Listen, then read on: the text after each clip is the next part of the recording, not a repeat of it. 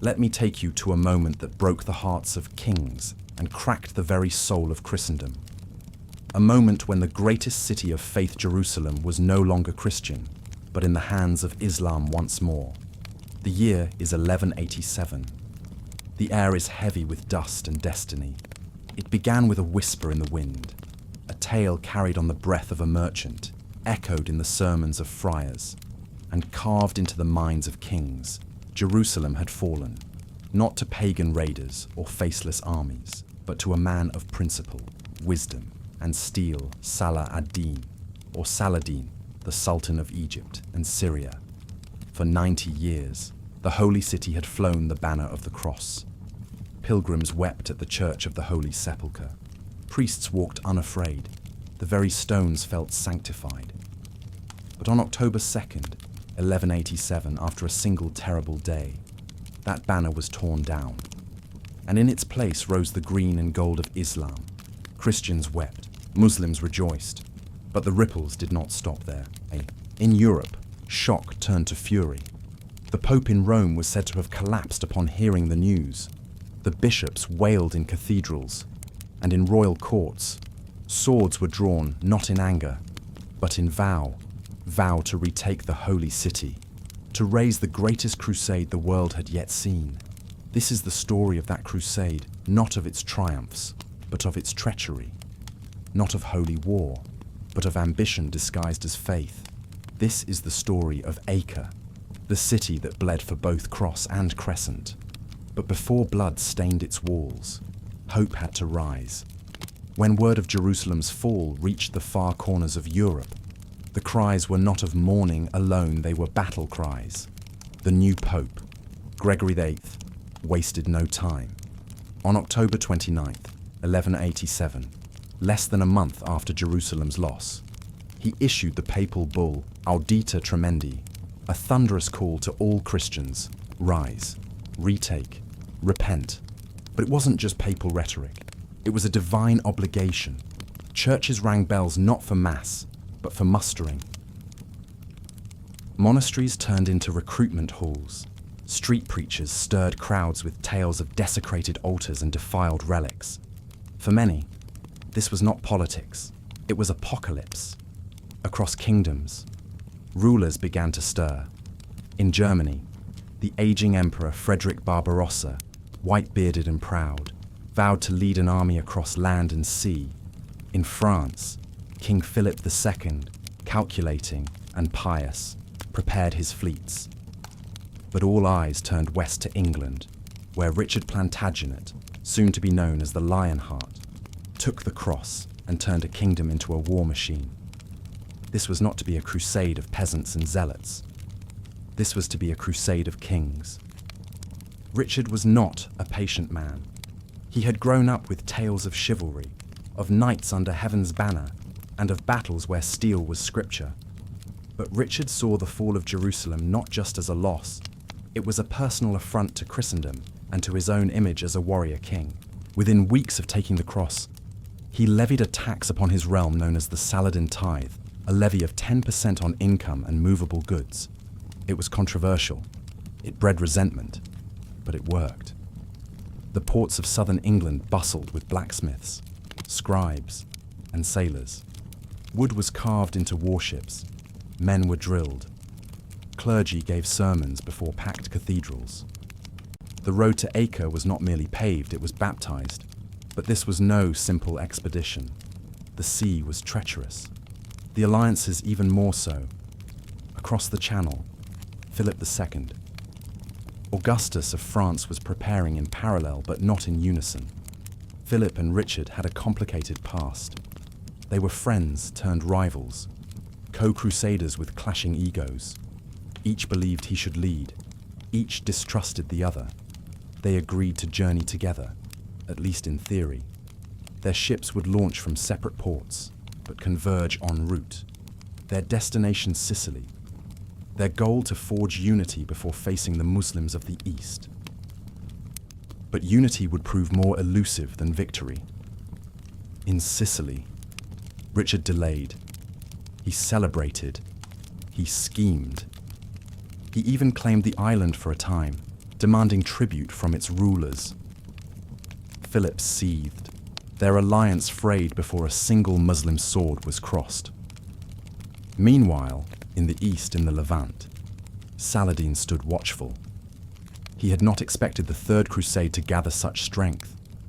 He had taken Jerusalem with care, no massacre, no pillage, but he knew that Christian Europe would not see mercy. They would see opportunity. Saladin strengthened garrisons, rebuilt walls, and fortified Acre, the coastal stronghold north of Jerusalem. He placed trusted commanders there, knowing that when the Crusaders returned, they would not strike Jerusalem directly. They would first seek a port, a foothold. Acre would be that foothold. But Acre was no easy target. And as the ships of the West crossed the Mediterranean, the fate of that city, and perhaps of the crusade itself, hung in balance. By spring of 1190, the armies had begun to move. Emperor Frederick Barbarossa, leading tens of thousands, had already crossed into Anatolia. His march was legendary, a massive overland trek through treacherous terrain and hostile lands. For months, he crushed resistance, paid his way through grudging hosts, and made slow, methodical progress toward the Holy Land.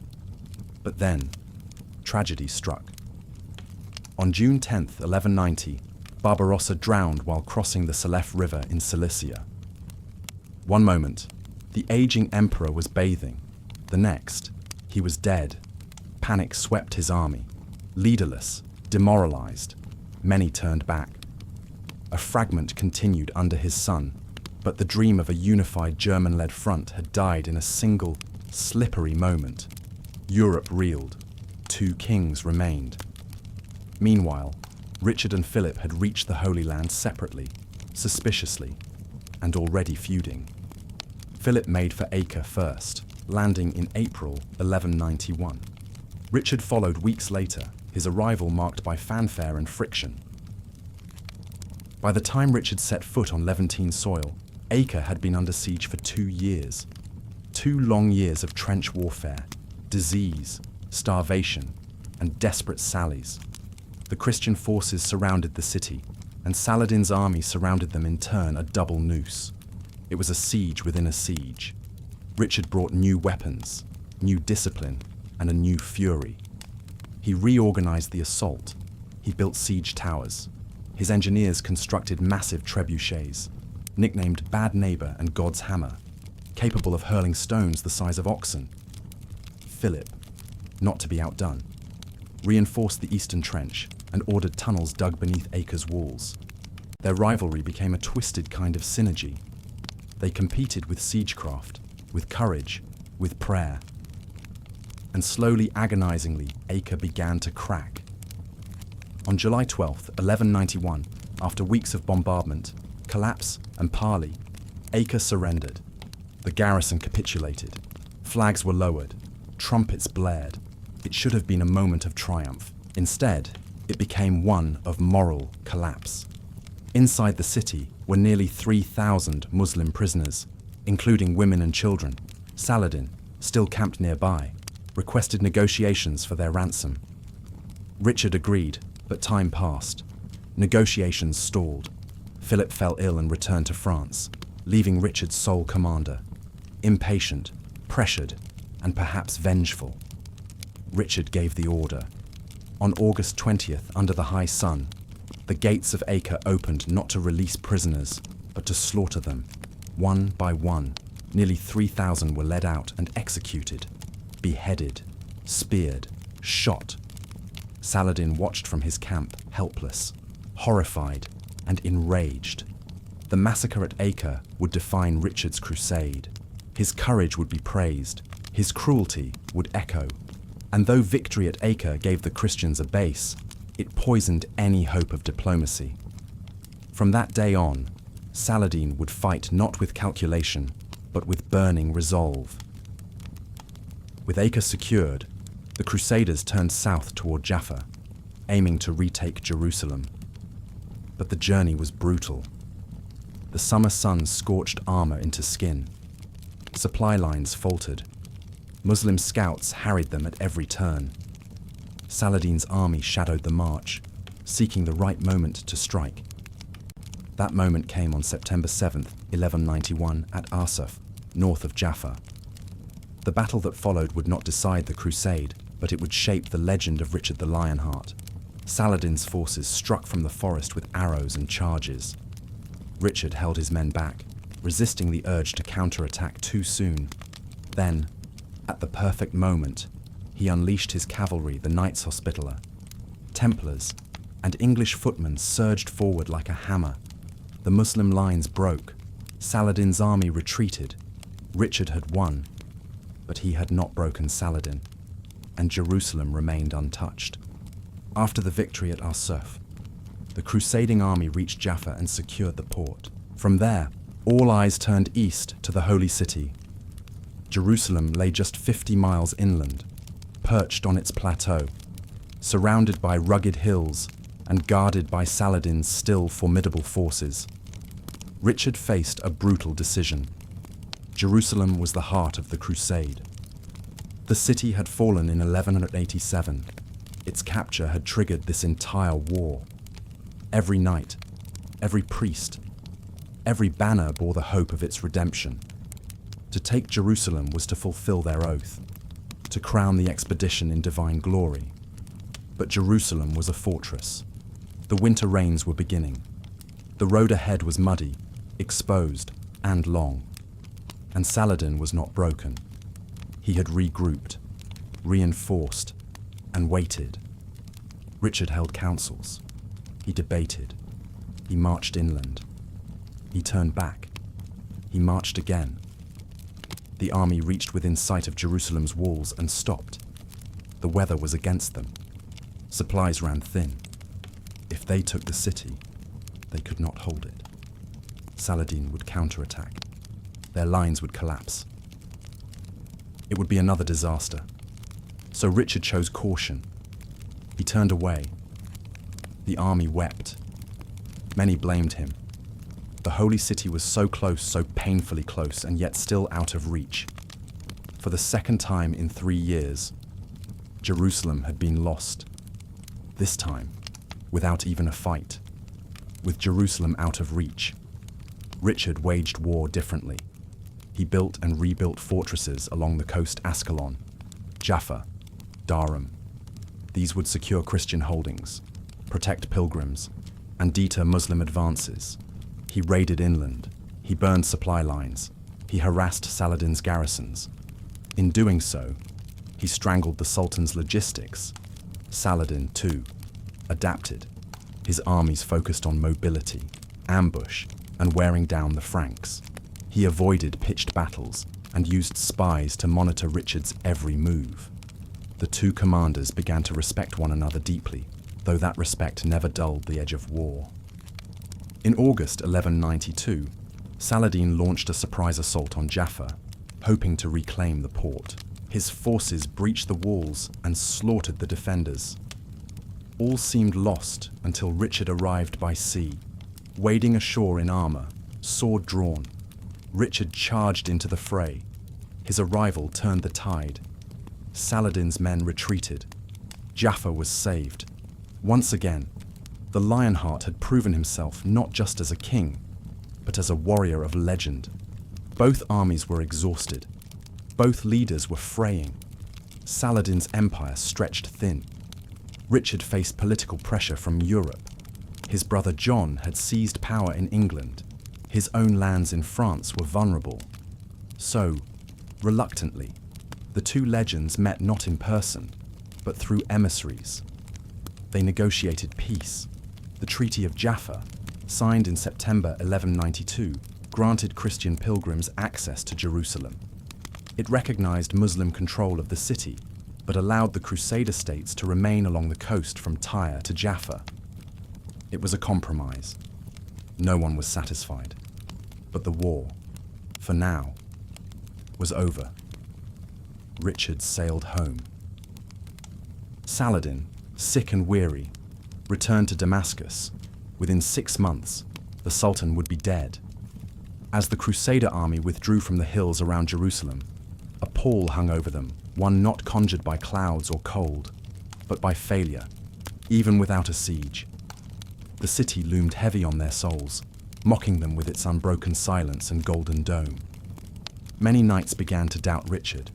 Why had he not attacked had they not crossed seas, spilled blood, and buried brothers for this single purpose? Now, they returned down the same roads, their banners less bright, their armour less proud. The land they trudged through was soaked not only in mud, but disillusionment. Some whispered that Richard feared death. Others said he was too proud to risk failure. Still others blamed France, or the treachery of nobles who had left too early. But none dared say what many felt, that God had abandoned them. Back in Europe, the decision not to retake Jerusalem echoed louder than cannon fire. In monasteries, monks debated the meaning of it. In courts, kings questioned Richard's judgment. The Pope received the news with grief, but publicly praised the Treaty of Jaffa as a necessary peace in a time of fatigue. But for the common folk, those who had sold land, prayed daily, and watched sons depart, the news brought confusion and sorrow. Jerusalem was still in Muslim hands. What had it all been for preachers returned home, their voices no longer urgent, but broken? Recruitment slowed, donations fell, pilgrimages dipped, the myth of the invincible Crusader cracked. Yet not all was lost. Some saw Richard's war as a partial success, the ports secured, the pilgrimage paths reopened, the balance of power preserved. It was not victory, but it was not utter defeat. Not all Crusaders went home. Some remained in the Holy Land, choosing to settle in coastal towns like Acre, Jaffa, and Tyre. These were the remnants of Outremer, the lands beyond the sea, the fragile Latin kingdoms built by earlier Crusades. Here, life was uncertain. Every sunrise came with the risk of arrows. Every market day was a gamble. The Muslim armies had withdrawn, but truces were fragile, and revenge ever a heartbeat away. Still, these settlers rebuilt, churches reopened, trade resumed. Relationships strange and uneasy formed between Christian merchants and Muslim traders. A pragmatism settled in. Some local lords even negotiated their own pacts with Muslim neighbours, independent of any pope or king. In these narrow streets and sun-beaten walls, the real legacy of the Third Crusade was lived, not told. In the months after the treaty, Saladin returned to Damascus, hailed as a defender of Islam, but weary beyond his years. He had not lost Jerusalem, but he had not destroyed the Crusader states either. The war had sapped his treasury, thinned his armies, and cost thousands of lives. Saladin gave generously to the poor. He forgave debts. He rebuilt mosques, refortified towns, and tried where he could to restore a sense of peace. In March 1193, just months after Richard's departure, Saladin fell ill.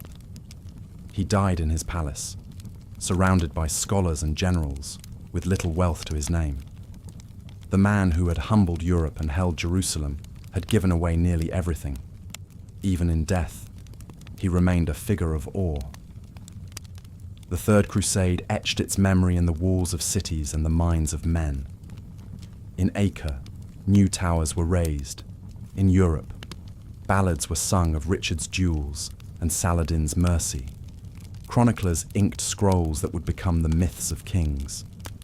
But behind every monument was a shadow of missed chances, of broken dreams, of a war that consumed thousands and gave little clarity in return. And yet, the fires of Crusade did not die.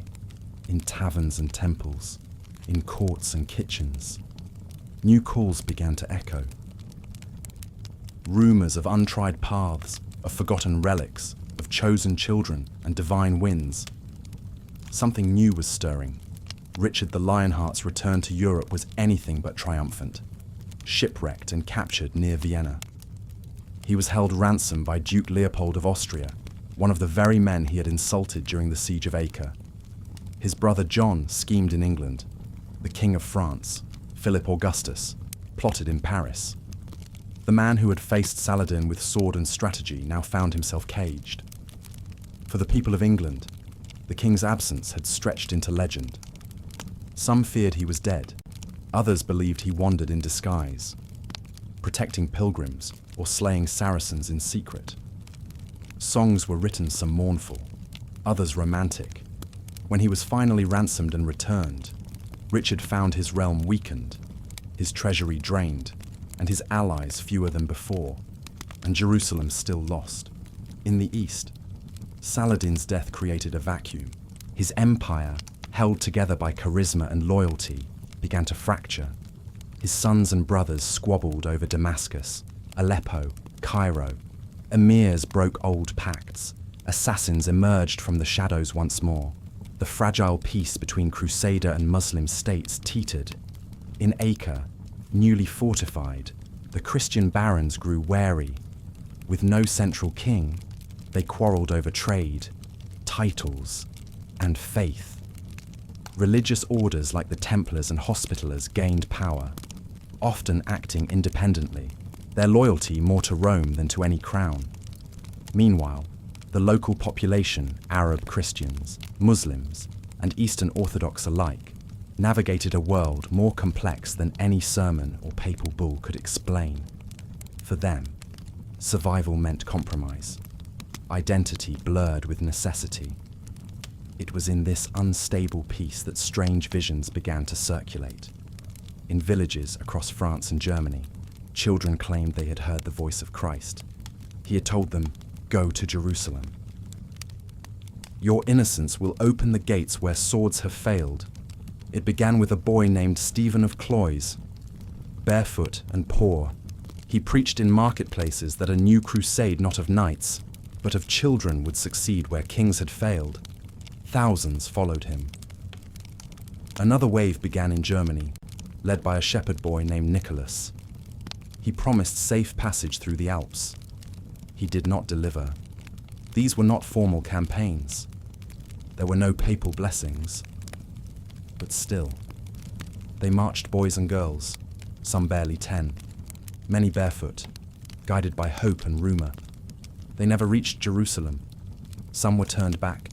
Others were sold into slavery. Many vanished. In Rome, the papacy watched with concern. The failure of the Third Crusade had weakened its authority.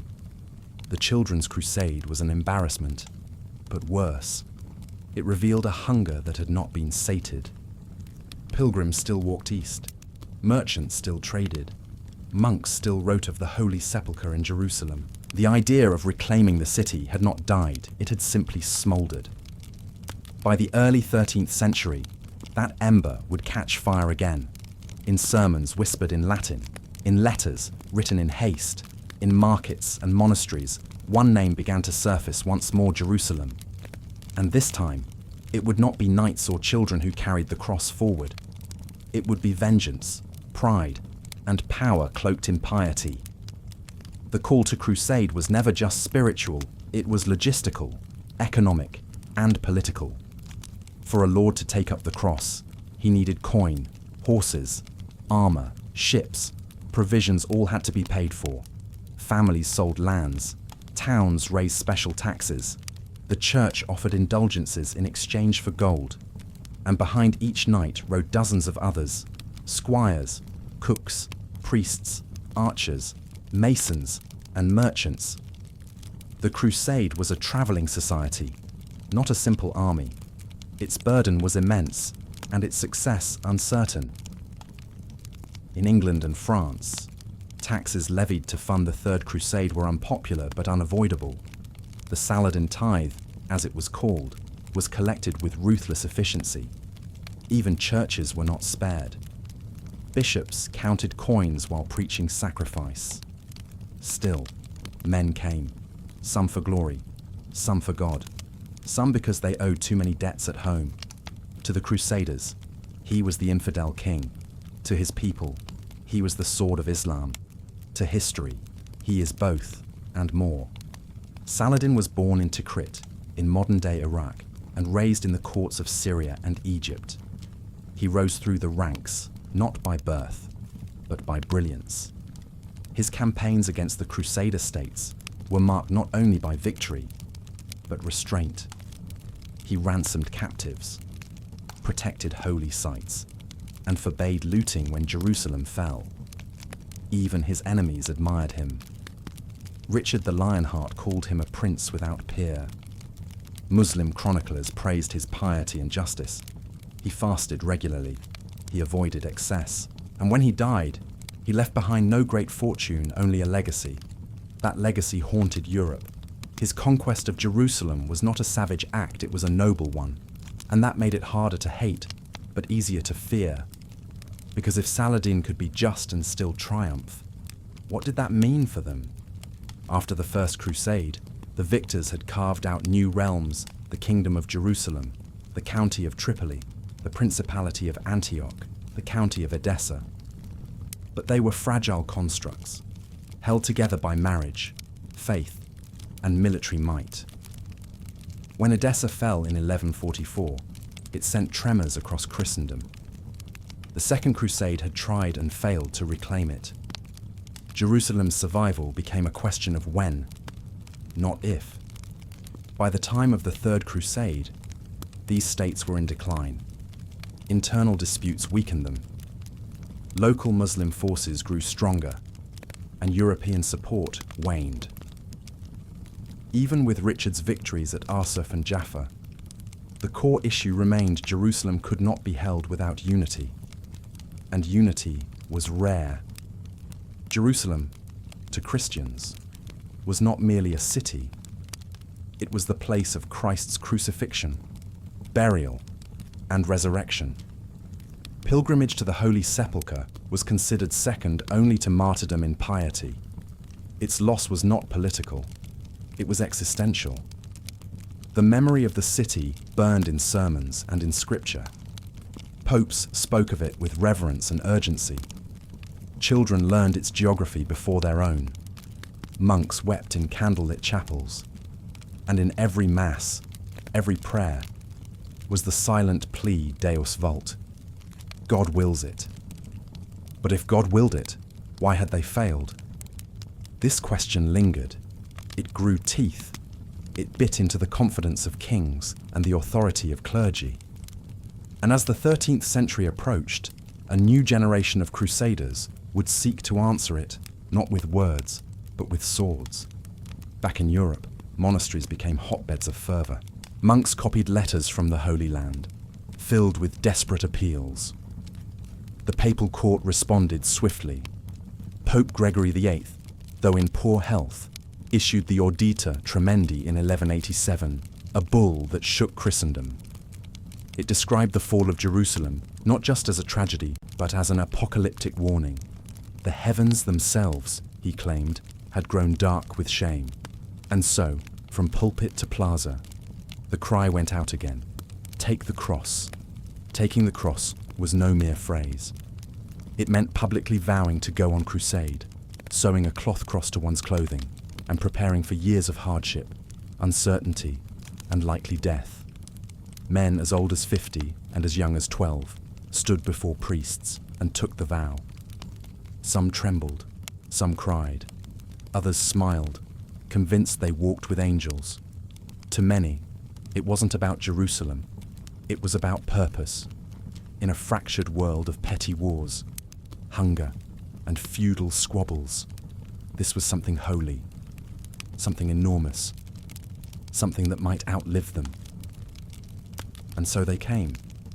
Among the nobility, the crusade was about legacy.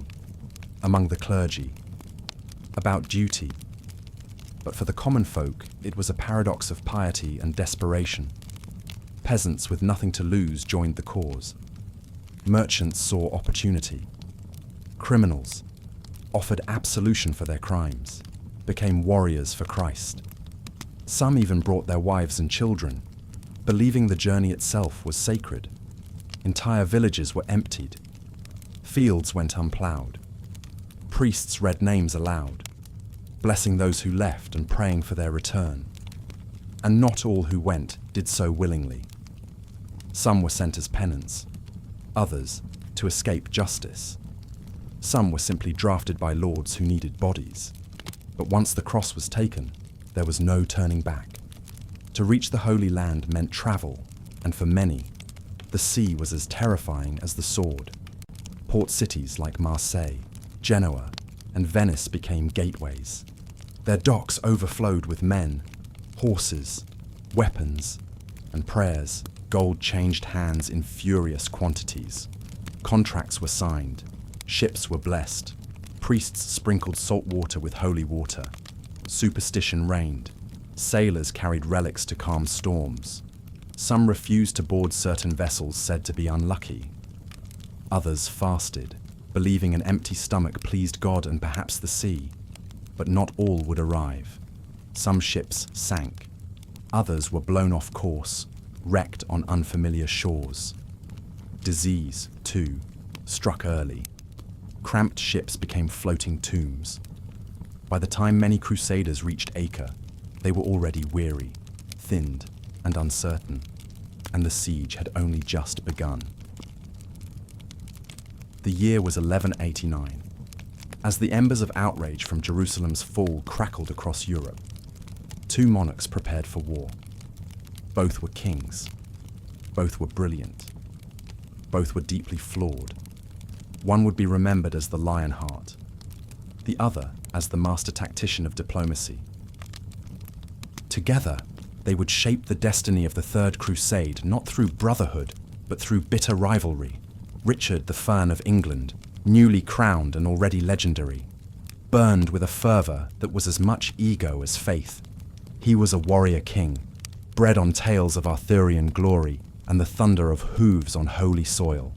Tall, commanding, and impossibly charismatic, Richard saw the Crusade as his proving ground, a stage where he would not only reclaim Jerusalem, but outshine every monarch of Christendom. Philip II, Augustus of France, younger yet equally ambitious, saw the Crusade differently. Where Richard sought glory, Philip sought advantage, methodical, cold, and calculating. He viewed the Holy Land as a chessboard. Every castle, every battle, every alliance was a move designed to strengthen France, even amid the cries of piety. He believed the cross could be wielded not just as a weapon, but as a crown. They had once been allies. In fact, Philip had supported Richard's claim to the English throne, aiding his rebellion against King Henry II, but the alliance was skin deep. Both men were heirs to long-standing tensions between England and France. The land of Aquitaine, held by Richard as Duke, remained a festering wound in French pride. Even now, as they prepared to march under the same banner, they could not look each other in the eye without suspicion. Yet the cause was larger than both of them. At Vézelay, in the summer of 1190, the two kings met publicly and took the cross together. Before crowds of nobles and clerics, they swore oaths to God, to the Pope, and to one another. They pledged to cooperate, to share spoils, and to act as brothers in arms. It was a moment of unity, a spectacle of solidarity. It was also a lie. Behind closed doors, negotiations turned to arguments. Who would lead? Who would command the armies? Would they share conquests equally, or claim lands for themselves? Agreements were signed, but trust was never sealed. Both kings began to plan not just for victory, but for betrayal. Preparations were vast. In England, Richard instituted a brutal campaign of taxation and recruitment. The Saladin tithe drained coffers across the realm. Even churches were taxed. In France, Philip mobilized fleets and levied nobles, binding them with fealty and debt. Across both kingdoms, craftsmen forged weapons, ships were fitted, and messengers rode day and night. The crusade was no longer just an expedition. It was a movement, a machine, a storm waiting to be loosed. But storms do not move in straight lines. Rather than sail together, Richard and Philip chose separate routes. Philip departed first, in the summer of 1190 with a smaller but well-equipped fleet. His destination Sicily. Richard, delayed by weather and internal rebellions, would follow months later, but with far greater spectacle. He brought not just knights, but an armada. Over 100 ships, bearing the Red Cross and the Lion Sigil. cut through the Mediterranean like a prophecy. It was during these journeys that the seeds of rivalry bore strange fruit. Philip, ever the opportunist, arrived in Messina to find Sicily in chaos. The death of King William II had left a succession crisis. Tancred, an illegitimate cousin, had seized the throne, but Philip had other interests. Richard's sister, Joan, the widow of the late king, was being held captive by Tancred. Moreover, the dowry promised to her remained unpaid. Philip pressed the issue politely. Richard would later do so with fire. When Richard finally arrived in Sicily in September 1190, he did not come as a guest. He came as a conqueror. With his army behind him, he demanded Joan's release and her dowry. When Tancred hesitated, Richard stormed Messina. The city fell in days.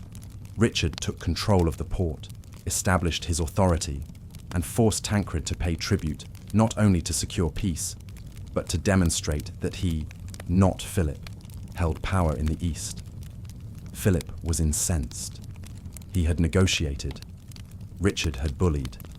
Worse, the English king had raised his banner above the city, a clear challenge to French prestige. For weeks, the two kings lived side by side in strained proximity, each entertaining spies, each sending letters home dripping with veiled insults. And then came Cyprus. En route to the Holy Land, a storm scattered Richard's fleet. 3 of his ships wrecked on the shores of Cyprus, ruled by the self-styled Emperor Isaac Komnenos, a pretender, a tyrant, and, as Richard would soon discover, a fool. When Richard's envoys arrived to seek aid for the shipwrecked crew, Isaac imprisoned them. Richard responded with fury. He landed his forces, marched inland, and within days had overrun the island. Isaac fled, was captured, and was bound in chains, silver ones, as Richard had promised not to use iron. The conquest was swift, decisive, and astonishing. Cyprus was not part of the Crusades' plan. But now, it was Richard's. The island became a supply base, a treasury, and a symbol of Richard's unmatched ambition. Philip, now waiting in Acre, seethed, while he endured the mud and blood of siege. Richard was conquering kingdoms. The balance of power within the crusade tilted. The Lionheart was not just a crusader, he was becoming a kingmaker. And when Richard finally landed at Acre in June 1191, his entrance was more than an arrival. It was a declaration. He had conquered Cyprus. He had humiliated a prince. He had assembled the largest army in the crusade. And now, he had come to claim his place not just beside Philip, but above him. But Acre would not yield to pride alone. As Richard set foot on Levantine soil in June 1191, the city of Acre had already become a crucible of desperation. For nearly 2 years, Christian forces had laid siege to the coastal stronghold, caught in a deadly chokehold besieging the city, while being besieged in turn by Saladin's surrounding army. Disease festered in the camps. Food was scarce. Morale teetered on the edge of collapse. Philip II, who had arrived months earlier, had brought engineers, tunnelers, and siege weapons. But his efforts were stymied by constant skirmishes, poor coordination among the Crusader factions, and his growing resentment toward Richard's delayed but thunderous arrival. The French king, increasingly isolated, found himself eclipsed before the real battle had even begun. Richard's arrival injected both hope and hostility into the camp. His banner flew beside Philip's, but it was his voice the soldiers began to heed. With him came siege towers, advanced trebuchets, elite knights, and an unrelenting will. The mood among the men shifted from passive waiting to burning anticipation. But so too did the rivalries deepen. Richard's first actions were not military, but theatrical. He staged reviews of his troops, dined with key barons, and gave speeches that invoked not just God's justice, but personal glory. He promised Acre would fall not for politics, not for power, but for Christ.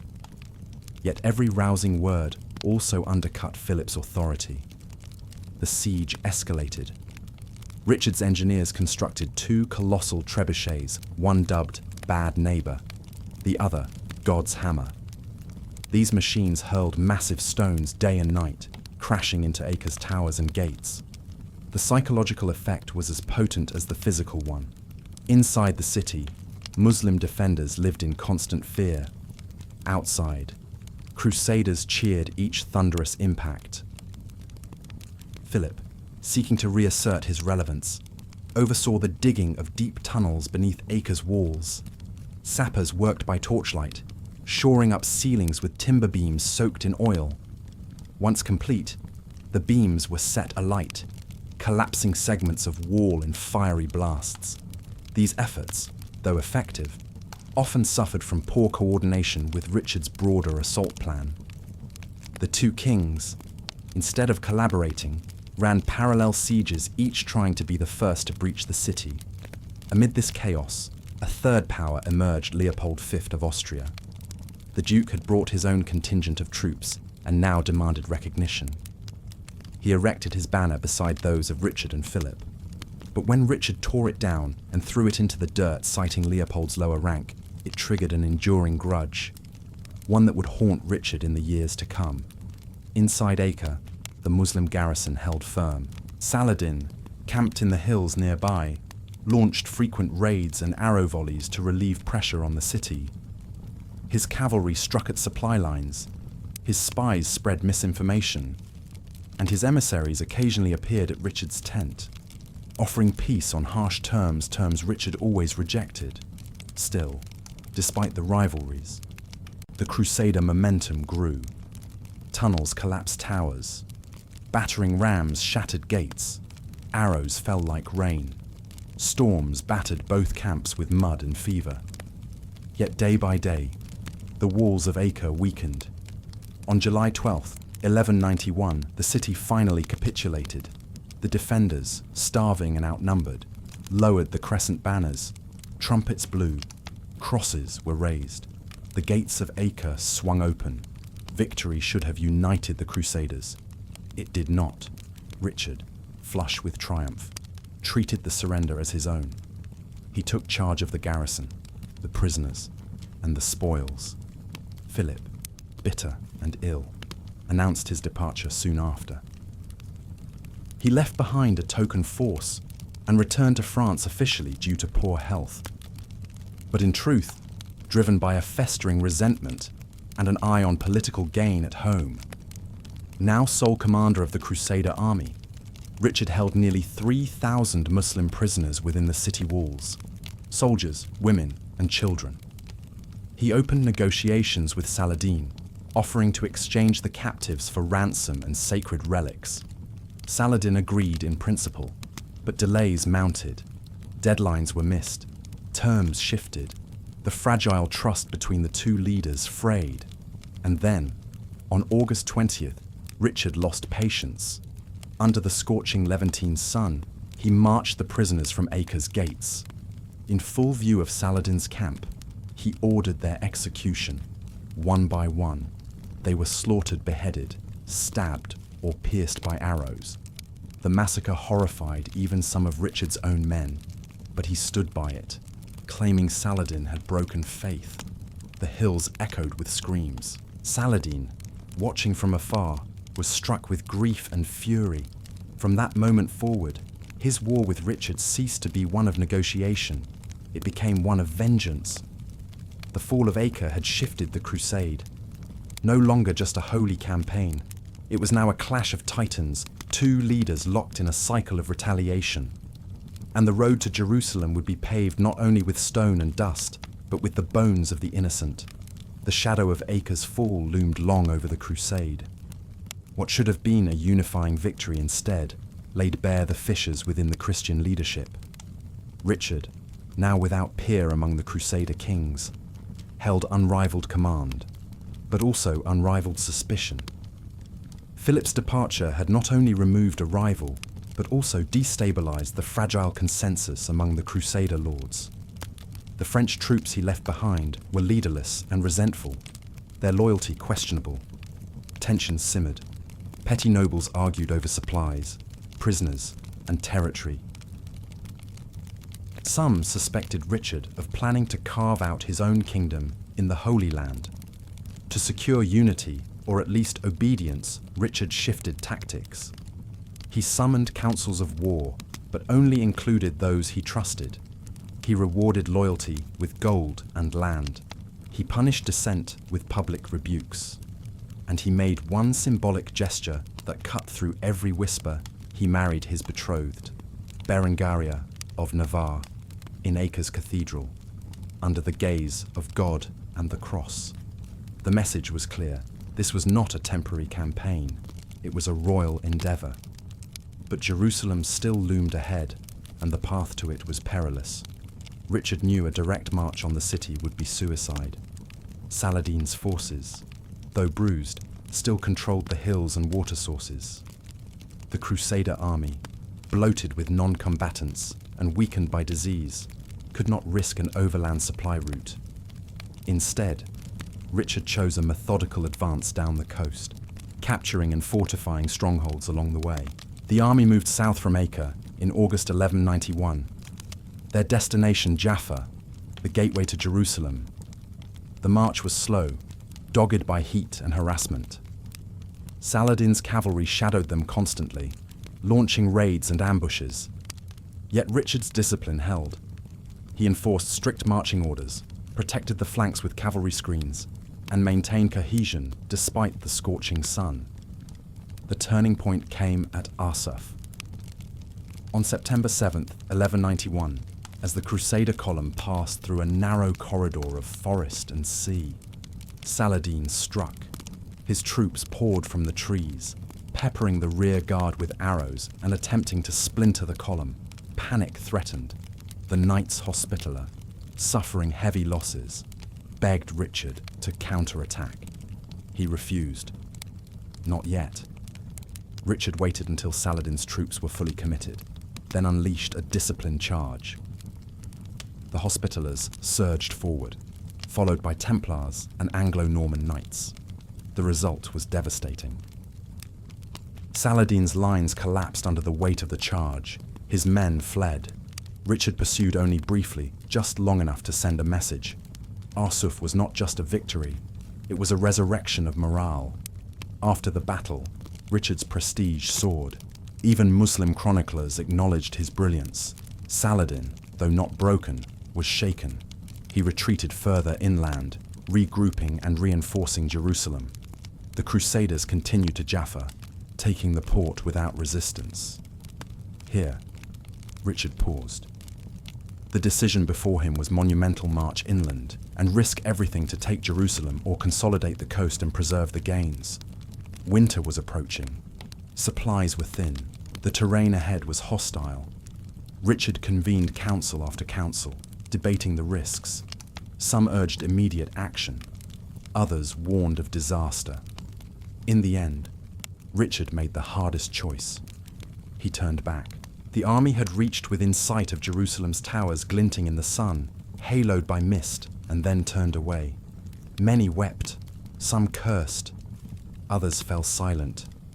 Jerusalem was close, but it would remain in Saladin's hands. The decision not to attack Jerusalem shocked not just the rank and file, but the very identity of the crusade. Knights who had crossed oceans and burned towns in the name of the holy city now looked to Richard with confusion and resentment. What had they fought for, if not Jerusalem? Richard, though resolute, was not immune to doubt. He rode to within sight of the city again in early 1192, scouting the defences personally. Rain slicked the stones. The wind whispered of past defeats. He saw Saladin's banners flying not defiantly, but patiently. The Sultan did not expect an attack, and Richard did not give him one. Instead, the crusade devolved into a war of maneuver and fortification. Richard ordered the rebuilding of Ascalon, a key coastal city that could threaten Egypt. Saladin responded by fortifying Jerusalem and raiding Crusader-held towns. the war became one of attrition, strategy, and symbolic victories. Then came Jaffa. In July 1192, while Richard was inland negotiating with barons and Muslim envoys, Saladin struck. He laid siege to Jaffa, stormed its defences, and overwhelmed the garrison. The port was nearly lost. But Richard, hearing of the attack, sailed south with a small fleet and stormed the beach like a crusading Neptune. The defence of Jaffa became one of Richard's greatest feats. He fought in the surf, sword in hand, rallying broken defenders and repelling Saladin's veterans. By nightfall, the city was saved. Saladin withdrew again, frustrated but admiring. It was the final clash. Both leaders knew they were spent. Richard's army was thin and tired. Saladin's realm was stretched to its limits. Diplomats once more took center stage. Emissaries moved between camps. Proposals were exchanged. In September 1192, the Treaty of Jaffa was signed. It allowed Christian pilgrims access to Jerusalem. It guaranteed Crusader control of the coast from Tyre to Jaffa. It acknowledged Muslim rule over the interior, including the Holy City. It was, by most accounts, a pragmatic peace, but not a satisfying one. Richard began his return home, but the road was long and treacherous, denied passage through Byzantine territory. He attempted a land route through Austria. There, he was captured by Duke Leopold, the same man he had insulted at Acre.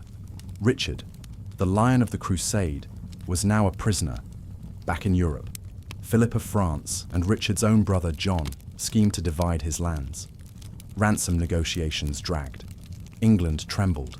Songs were sung of the king in chains. Eventually, he was released.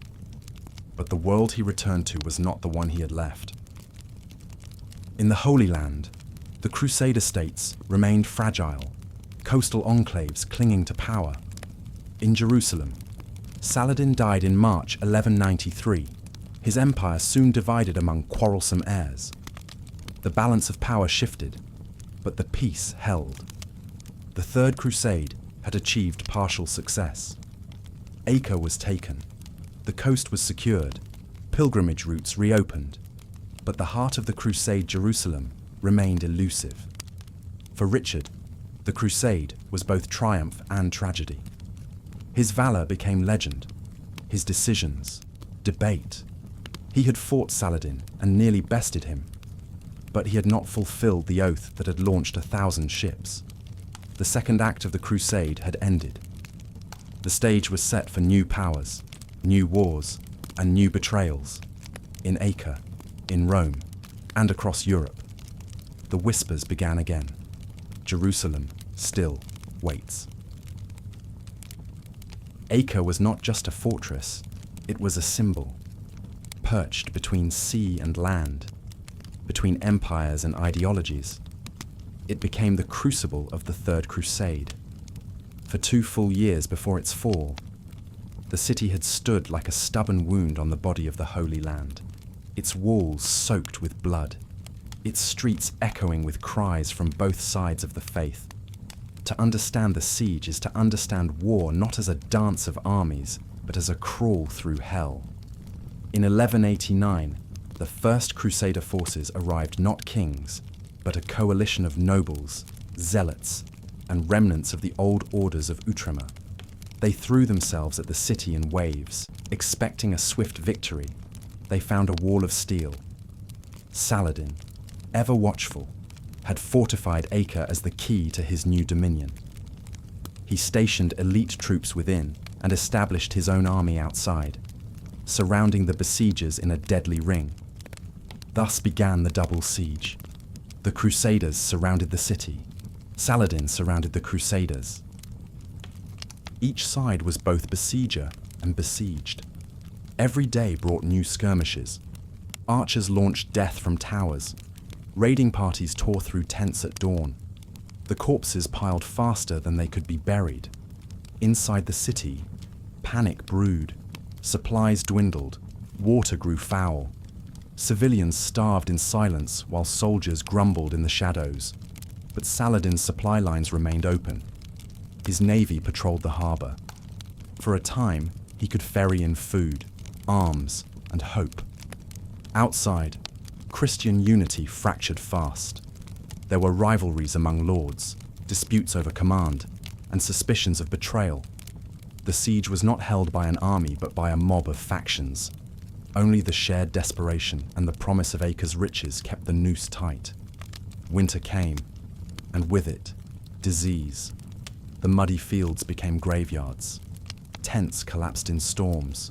Rats grew fat.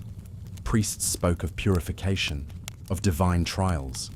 But even the pious began to question whether God truly walked among them. And still, the siege dragged on. In early 1190, reinforcements trickled in. Genoese ships, Templar squadrons, knights from Flanders, Sicily, and the Rhineland. With them came more mouths to feed and more egos to placate. The command council became a place of shouting, of knives sheathed but not forgotten. Saladin, sensing opportunity, launched coordinated assaults. He rode out with thousands, hammering the Crusader lines. He set fires. He poisoned wells. He sent envoys offering peace only to stall for time. And yet, the Crusaders held. The first siege towers rose in spring. Wooden behemoths, clad in wet hides to resist fire, were dragged to the walls under arrow storm. Some burned, others toppled, but each attempt carved a new scar on Acre's defences. By the summer of 1190, it was clear this would not be a battle of weeks, but of years. As the siege dragged on into its second year, the story of Acre ceased to be one of generals and became one of individuals of men and women who endured every dawn, not knowing if they would see another dusk. War is often remembered by the banners raised and treaties signed. But in Acre, it lived in the dirt under fingernails, the fevered breath of the dying, and the whispers in the night. The average Crusader soldier lived in squalor, tents patched with rotting canvas, armor rusted from sea air, bread baked with mouldy grain. They lined up at muddy wells, hoping for clean water. Many spent more time burying comrades than fighting enemies. Discipline broke down in bursts. Some soldiers deserted. Others turned to banditry, preying on fellow Christians. Fights broke out between contingents, Germans accusing French knights of hoarding, Sicilians attacking Genoese over spoils. Loyalty frayed, but the hunger for Acre held them together. However tenuously, in the medical tents, the reality was worse. Field surgeons operated with crude blades. Infection spread from one cot to another. Leeches, vinegar, and whispered prayers were the main prescriptions. Amputations were common. Recovery was rare. And yet, there were moments of grace. Christian monks moved among the sick, offering final rites and fragments of bread. Some Muslim prisoners, granted clemency, served as interpreters or physicians. In rare acts of truce, bodies were exchanged and water was shared. These flickers of humanity glowed against the dark canvas of the siege. Inside Acre, the suffering mirrored that of the camps. Civilians had long since consumed their stores. Wealthy merchants traded gold for a cup of grain. Rats became delicacies. Children wasted away in corners.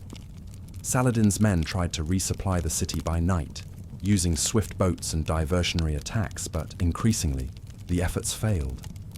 The garrison grew desperate. There were whispers of rebellion, of surrender, of killing their own commanders. But Saladin's messengers reminded them, hold the city, and Islam holds the coast. And so, they held, just in the shadows between the armies. Another group thrived spies.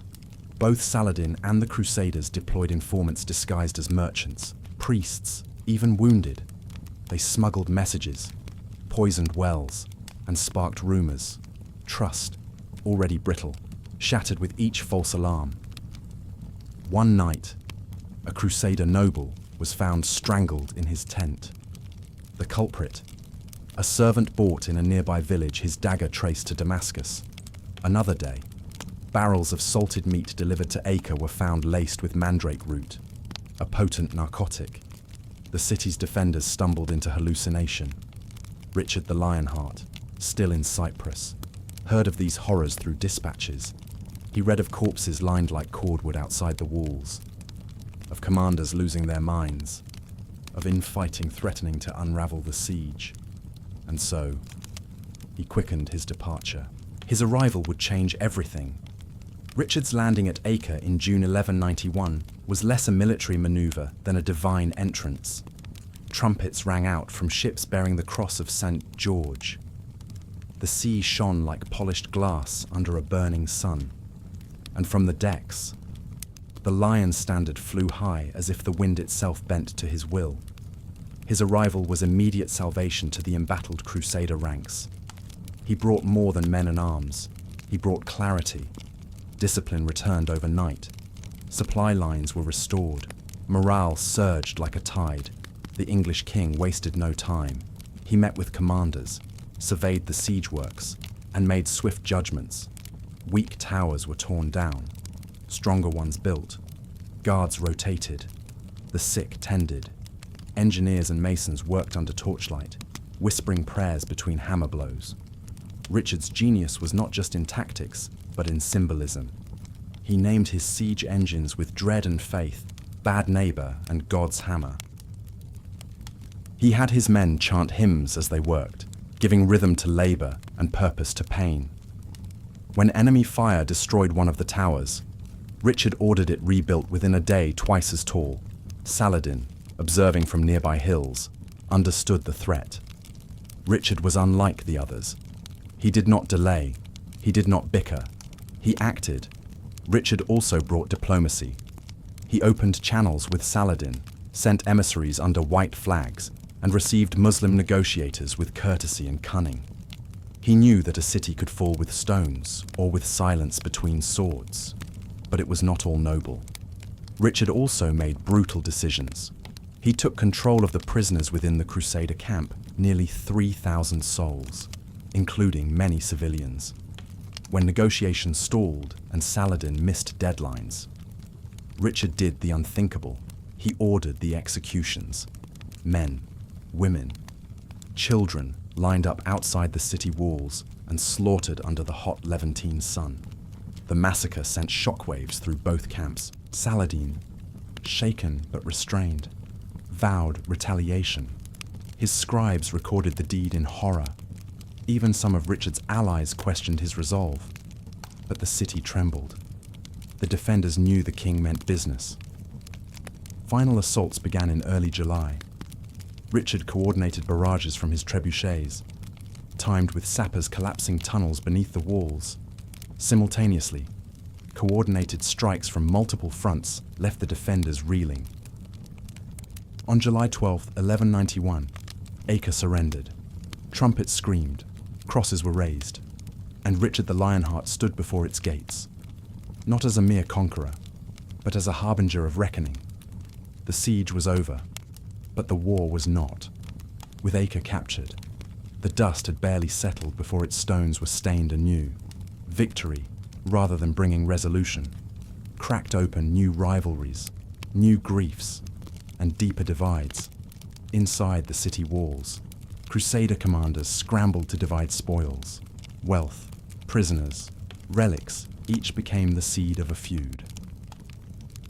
Richard claimed primacy, but the French contingent, those left behind by Philip II, grumbled. The Templars and Hospitallers staked rival claims to fortresses. Nobles fought duels in the alleyways over tents and titles. Acre had not been saved. It had been shattered anew by its so-called saviors. Outside, Saladin reeled. The massacre of prisoners had lit a fire under his armies. Retaliatory raids intensified. Villages loyal to the Franks were burned.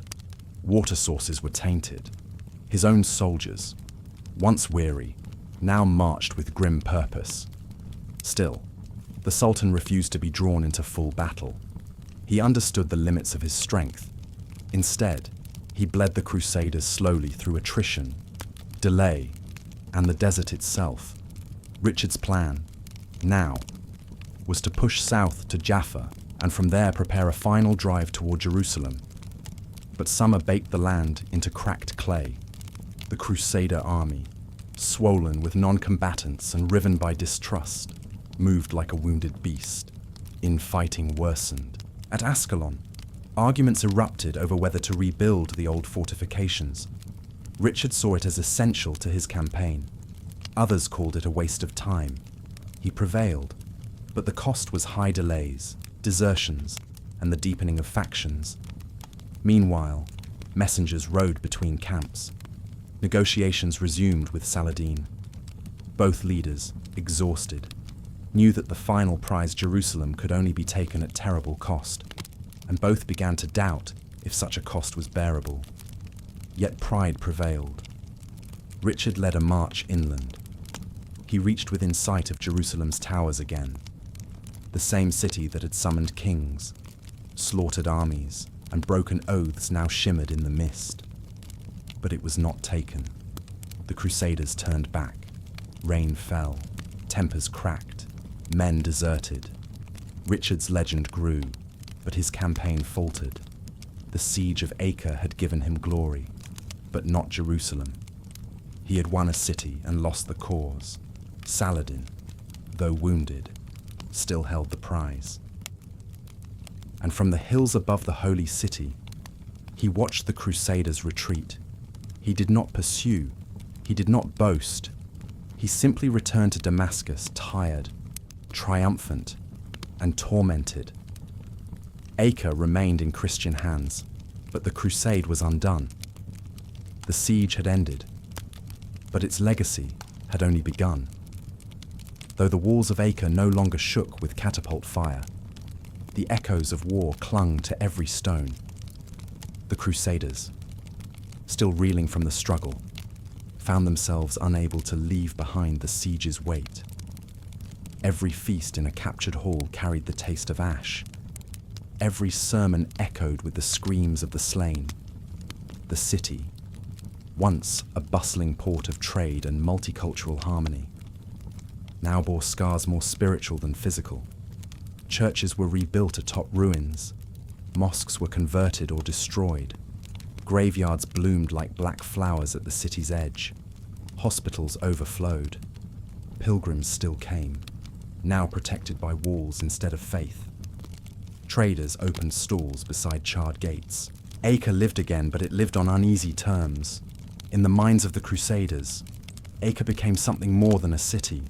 It became myth, a place where courage and cruelty danced, where kings were tested and martyrs made. Bards sang of Richard's siege engines that hurled stones the size of bulls. Chroniclers inked pages of noble deeds and secret betrayals. But in the back alleys, whispered tales told of soldiers who never found glory, only ghosts. For the Muslims who had survived or watched from afar, Acre became a symbol of what could be lost even through valor. The massacre of its prisoners became a stain not easily washed away. Saladin, though victorious in spirit, carried the burden of that city's fall in every future decision. In Cairo and Damascus, scholars debated the cost of chivalry. Should mercy be granted to those who gave none? Should pacts be honored with those who broke them in blood? Meanwhile, the city grew. Crusader lords who stayed behind began carving their own fiefdoms from the ashes. Templar fortresses rose like thorns within Acre's walls. The Hospitallers claimed hospitals and converted them into redoubts. Civilian life resumed, but always beneath the shadow of a mailed fist. The Siege of Acre was over, but the violence it unleashed had not vanished. It had merely changed form into rule, into law, into memory. And from this memory, future flames would rise. Though Acre had fallen, peace was a mirage. In the corridors of newly occupied palaces and makeshift war rooms, another siege was underway, a siege of whispers, of knives sheathed but ready, of oaths sworn in candlelit chapels. The military orders Templars, Hospitallers, and the Teutonic Knights grew in stature. No longer merely battlefield auxiliaries, they became powers in their own right. Each possessed lands, treasuries, and secrets, and each answered not to kings, but to their own grand masters and God, as they claimed. Richard, though dominant, could not fully control them. He needed their manpower, their ships, their fortresses, but their autonomy made them dangerous. Rumors spread that some Templars had negotiated with Saladin in secret, that the Hospitallers planned to carve out their own state in the Levant, that the Teutonic Knights sought the favor of the German Emperor and no one else. Saladin, too, adjusted his strategy. He infiltrated spies into Acre disguised as traders and prisoners. Some posed as converts to Christianity, joining local parishes, listening. Others bribed Crusader guards. One report told of a well-poisoning plot, discovered only hours before it was executed. Inside Acre, not all Muslims had fled. Some remained as slaves, others as merchants under heavy restrictions. Some cooperated with their new rulers. Others waited. There were also internal threats. Disputes among Crusader nobles turned deadly. Duels were fought over spoils and slights. One Count of Toulouse was assassinated by a knight from Montferrat. The killer vanished into the alleys, protected by a web of silence. The city's reconstruction mirrored its broken alliances. Some districts rebuilt with French stonecutters, others with German labor. Italian merchants seized control of the docks, charging tariffs that made local trade a gauntlet of extortion. Even the clergy split. Latin priests clashed with Eastern Orthodox clergy over rights to churches. Papal envoys arrived to investigate accusations of heresy and corruption. They left more confused than when they came. Acre had become not just a fortress, but a crucible of ambition. Everyone sensed it, another war would come. And this time, it might not be between Christian and Muslim. Acre's uneasy peace did not silence the call for vengeance, it merely delayed its scream. Beneath the lull, embers of hatred glowed in hidden corners, in darkened cells where prisoners whispered revenge, in temples where preachers declared the war unfinished, and in the dreams of both faithful and fallen. Among Saladin's generals, the loss of Acre was not just military, it was personal. Some had watched comrades die beneath its walls. Others had sacrificed brothers or sons. They returned to Damascus, to Cairo, to Aleppo, sharpening blades not only for the battlefield, but for the day when the cross would again overreach. In Acre, the Templars began construction of new towers, not just to defend, but to dominate. Their black and white banners now flew beside gallows. Trials were held for suspected spies. Executions resumed. Torture chambers became part of the city's architecture, justified as precaution, sanctified as justice. The Hospitallers followed suit, building fortified infirmaries where wounds were tended with one hand while swords hung ready above the beds. The city became a paradox, part sanctuary, part siege engine. Richard, for all his might, knew he had not broken Saladin, and he feared what might rise once he was gone. Before departing Acre, he issued decrees of military readiness, demanded weekly patrols, and appointed garrisons sworn to defend the city against any enemy, including their fellow Christians. Prophets soon emerged. A monk from Burgundy claimed to see visions of the Virgin Mary weeping blood over Jerusalem. A Syrian mystic, speaking in riddles, warned that the lion shall fall and the crescent shall rise twice more. In taverns, men toasted not peace, but next wars. In mosques, imams prayed for the next Salah ad-Din. Acre was not at rest. It had become prophecy incarnate, beneath banners and blades, beneath treaties and towers. There were other witnesses to Acre's agony, those whose names did not appear in royal scrolls or military rosters. They watched, endured, recorded, and sometimes perished in silence. But their presence shaped the soul of the siege as surely as any sword. In the convents and cloisters near Acre's ruined chapels, nuns worked tirelessly, tending to the wounded regardless of their allegiance.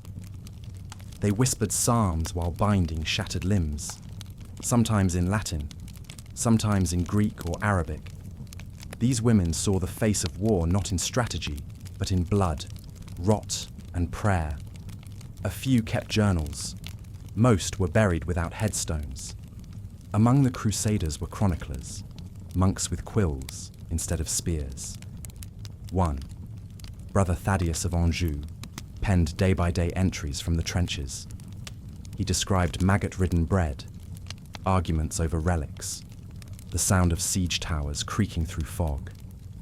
His final entry ends mid-sentence, his body never found. Muslim scholars.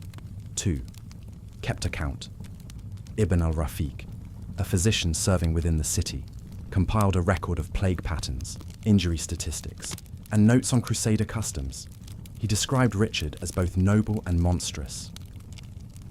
His manuscript was smuggled to Damascus after the fall, one of the few scientific records to survive the carnage. The children of Acre, caught between, became scavengers and spies. Some sold water to both armies. Others slipped through tunnels with notes sewn into hems. One tale speaks of a girl named Layla who led 20 women and orphans to safety during a night raid. No one knows what became of her. Even animals became symbols. A dog that followed both armies, wounded but loyal, was said to have been blessed by a priest and fed by a muezzin. The men called him Baraka, blessing. These were the saints and sinners of Acre's shadow war, unseen, unnamed by history's great tomes. Yet without them, the siege would be only steel and dust. They gave it voice. Their echoes, faint but firm, still cling to the ruins. When the siege was done and the swords sheathed, Acre did not fall quiet. It began to sing. In the courts of Europe and the tents of the Levant, minstrels took up the tale. Some sang of divine victory, others of betrayal cloaked in velvet and steel. The truth muddy, tangled, brutal was drowned by the melody. In England, ballads hailed Richard as the hammer of Islam, the holy lion who laid waste to Saracen pride. Church choirs turned battlefield triumphs into hymnals. In France, the songs were more bitter echoes of Philip's withdrawal turned to rumours of jealousy, of cowardice, of papal curses. Arabic poets, too, crafted verses, some mourning the loss, others honouring the dead who had defended Acre with valour. One anonymous Crusader, preserved in Cairo, spoke of walls that swallowed men like deserts do bones, and skies that wept arrows instead of rain. In Sicily and the Holy Roman Empire, songs took on a satirical tone. They mocked the alliances, the indulgences, the taxes levied in God's name. One popular verse called Acre the city bought by blood, then sold for songs. These melodies spread faster than messengers, and with them came myth. The massacre of prisoners was forgotten by some, glorified by others. Richard's diplomacy with Saladin became legend either of secret respect or hidden alliance. The siege became theatre. Children who had never seen a sword grew up believing they had marched to Acre in their dreams. Pilgrims kissed the ground where Richard once stood. Merchants forged relics claimed to be pieces of siege ladders, bits of stone from Acre's walls, splinters from Templar crosses. What was history became heritage. What was tragedy became template. And so, long after the final trumpet, the siege endured in song, in shame, in celebration. Acre, to many, had been the crucible of divine trial, a place where faith was meant to triumph over flesh. But after the siege, something darker settled into the hearts of those who had survived. It was not disbelief, but distortion. Conviction remained, but it no longer looked like grace. It looked like iron. For the clergy who had marched east in hopes of witnessing a holy miracle, the bloodshed cracked open a dilemma. Some doubled down, claiming the massacre of Muslims was divine will, punishment for centuries of heresy and desecration. Others recoiled, shaken by the very horror they had helped bless. A few returned home to monasteries and never spoke of Acre again. Among knights, especially the younger ones, the siege redefined glory. Valor was no longer a matter of noble charges or fair duels. It was siegecraft, attrition, holding a wall at midnight while disease bloomed in the trenches. They returned to Europe more ruthless, more silent, more burdened. One night, Godfrey of Montreuil, who had led a company through the breach in Acre's eastern wall, refused honours upon his return. When asked why, he simply answered, "We won nothing. We only endured." His testimony would be recorded by a scribe in Rouen, forgotten for decades, until scholars found it centuries later, one of the rare voices of disillusion from the Crusades' inner circle. Worse still were those who saw in Acre a kind of religious validation for future brutality. Preachers in northern Italy cited the siege when urging the expulsion of local Muslim merchants. In the Rhineland, some began drawing links between Acre and Older, poisonous superstitions blaming non-Christians for divine punishment, for disease, even for military failures elsewhere. In the East, Muslim scholars wrestled with the spiritual ramifications too. How could Allah have allowed such a loss? Despite Saladin's righteousness, some answered with humility that it was a test, a purifying fire. Others turned to more militant doctrine, claiming compromise with the Franks had bred weakness. The seeds of future jihad were sown in the ashes of Acre, and yet, even amid these spiritual fractures, there were those who sought renewal. In a mosque near Damascus, a blind preacher named Al-Harith ibn Ziyad delivered sermons about endurance not just of armies, but of belief. "The Franks took Acre," he said, "but not the prayer on your tongue. The stone in their hand is nothing beside the stone in your heart." His followers numbered in the hundreds. Years later, his words would inspire poets and warriors alike. Likewise, in the Latin kingdom's battered churches, a quiet theology began to emerge, one less focused on conquest, more on witness. It asked not how many Muslims one killed, but whether Christ would recognize the crusade when it stood before him. Thus, Acre left behind not only ruins and legends, but a battlefield inside every soul that had touched it. Years after the siege, when the banners had faded and the blood had dried, Acre became a place of silence, but not peace. Beneath its rebuilt markets and refurbished battlements, the bones still lay, stacked in mass graves or buried in collapsed tunnels, forgotten by kings but not by the earth. By the early 13th century, the new occupants of Acre began to dig, not in reverence, but in practicality.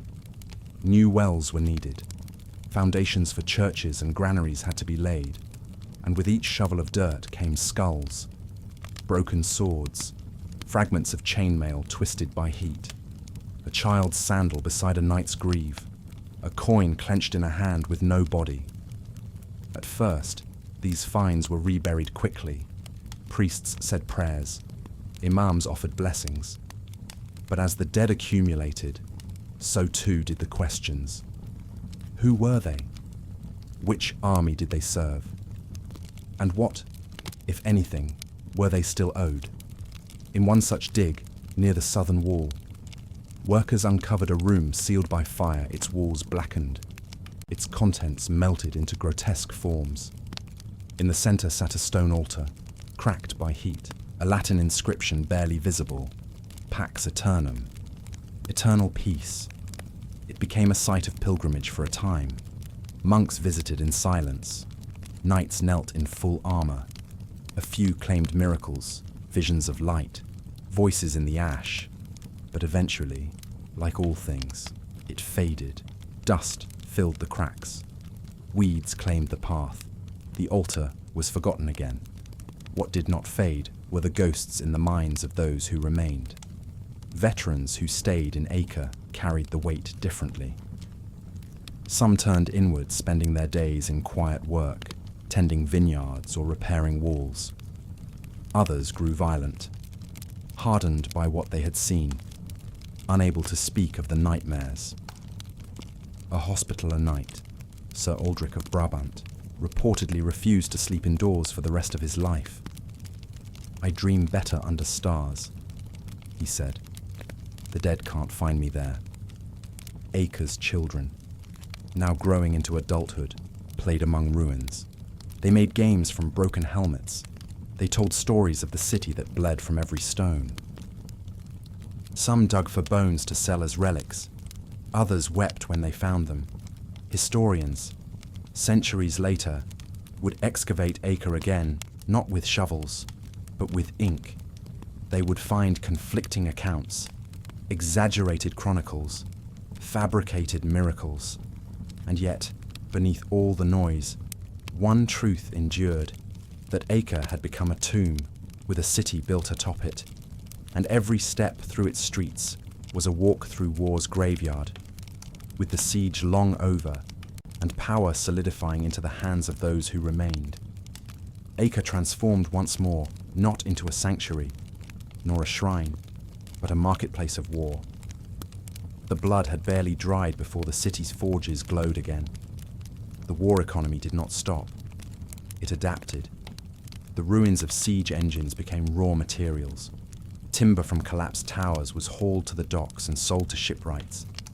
Bent swords and shattered helmets were melted down, recast into nails, chains, hinges. One man's death became another's door. Enterprising merchants, many from Genoa and Pisa, established permanent trading posts. They shipped in spices and cloth, but also sold siege gear, armor, and medical instruments, tools no longer of healing, but of preparation. Acre had become a military-industrial hub. One chronicler dubbed it the Anvil of the East. Even the bones became commerce. Relics real and forged flooded the market. Saint's teeth, said to be found in a burned monastery. Saladin's blade, engraved centuries after his death. Pieces of tunics soaked in dried blood were sold as charms of protection. Few cared if they were genuine. Fewer asked whose blood it had been. The military orders took their share. The Templars leased warehouse space to merchants. The Hospitallers ran clinics that doubled as intelligence centers. Information became currency. Ship manifests were copied and sold. Names of arriving nobles were whispered to spies in taverns. Beneath the trade, resentment simmered. Local Christian settlers, Greeks, Armenians, Maronites saw their cities transformed into garrisons. Muslim artisans who converted or collaborated faced suspicion from both sides. Jewish communities, long settled along the coast, were caught between shifting walls of faith and power. Some fled, others bribed. All watched the iron turn red again. And through it all, the sea brought more pilgrims, more warriors, more dreams of reclaiming Jerusalem, each one carrying a purse full of gold and a head full of sermons. The port never slept. Acre was no longer just a city. It was a machine, a living siege waiting to be wound up again. And somewhere, across the hills, Saladin's heirs watched. They heard the hammering, they saw the sails, and they knew the war had not ended. It had simply changed form. As Acre surged with trade, rebuilt towers, and new coats of arms, one thing remained unchanged: the wall.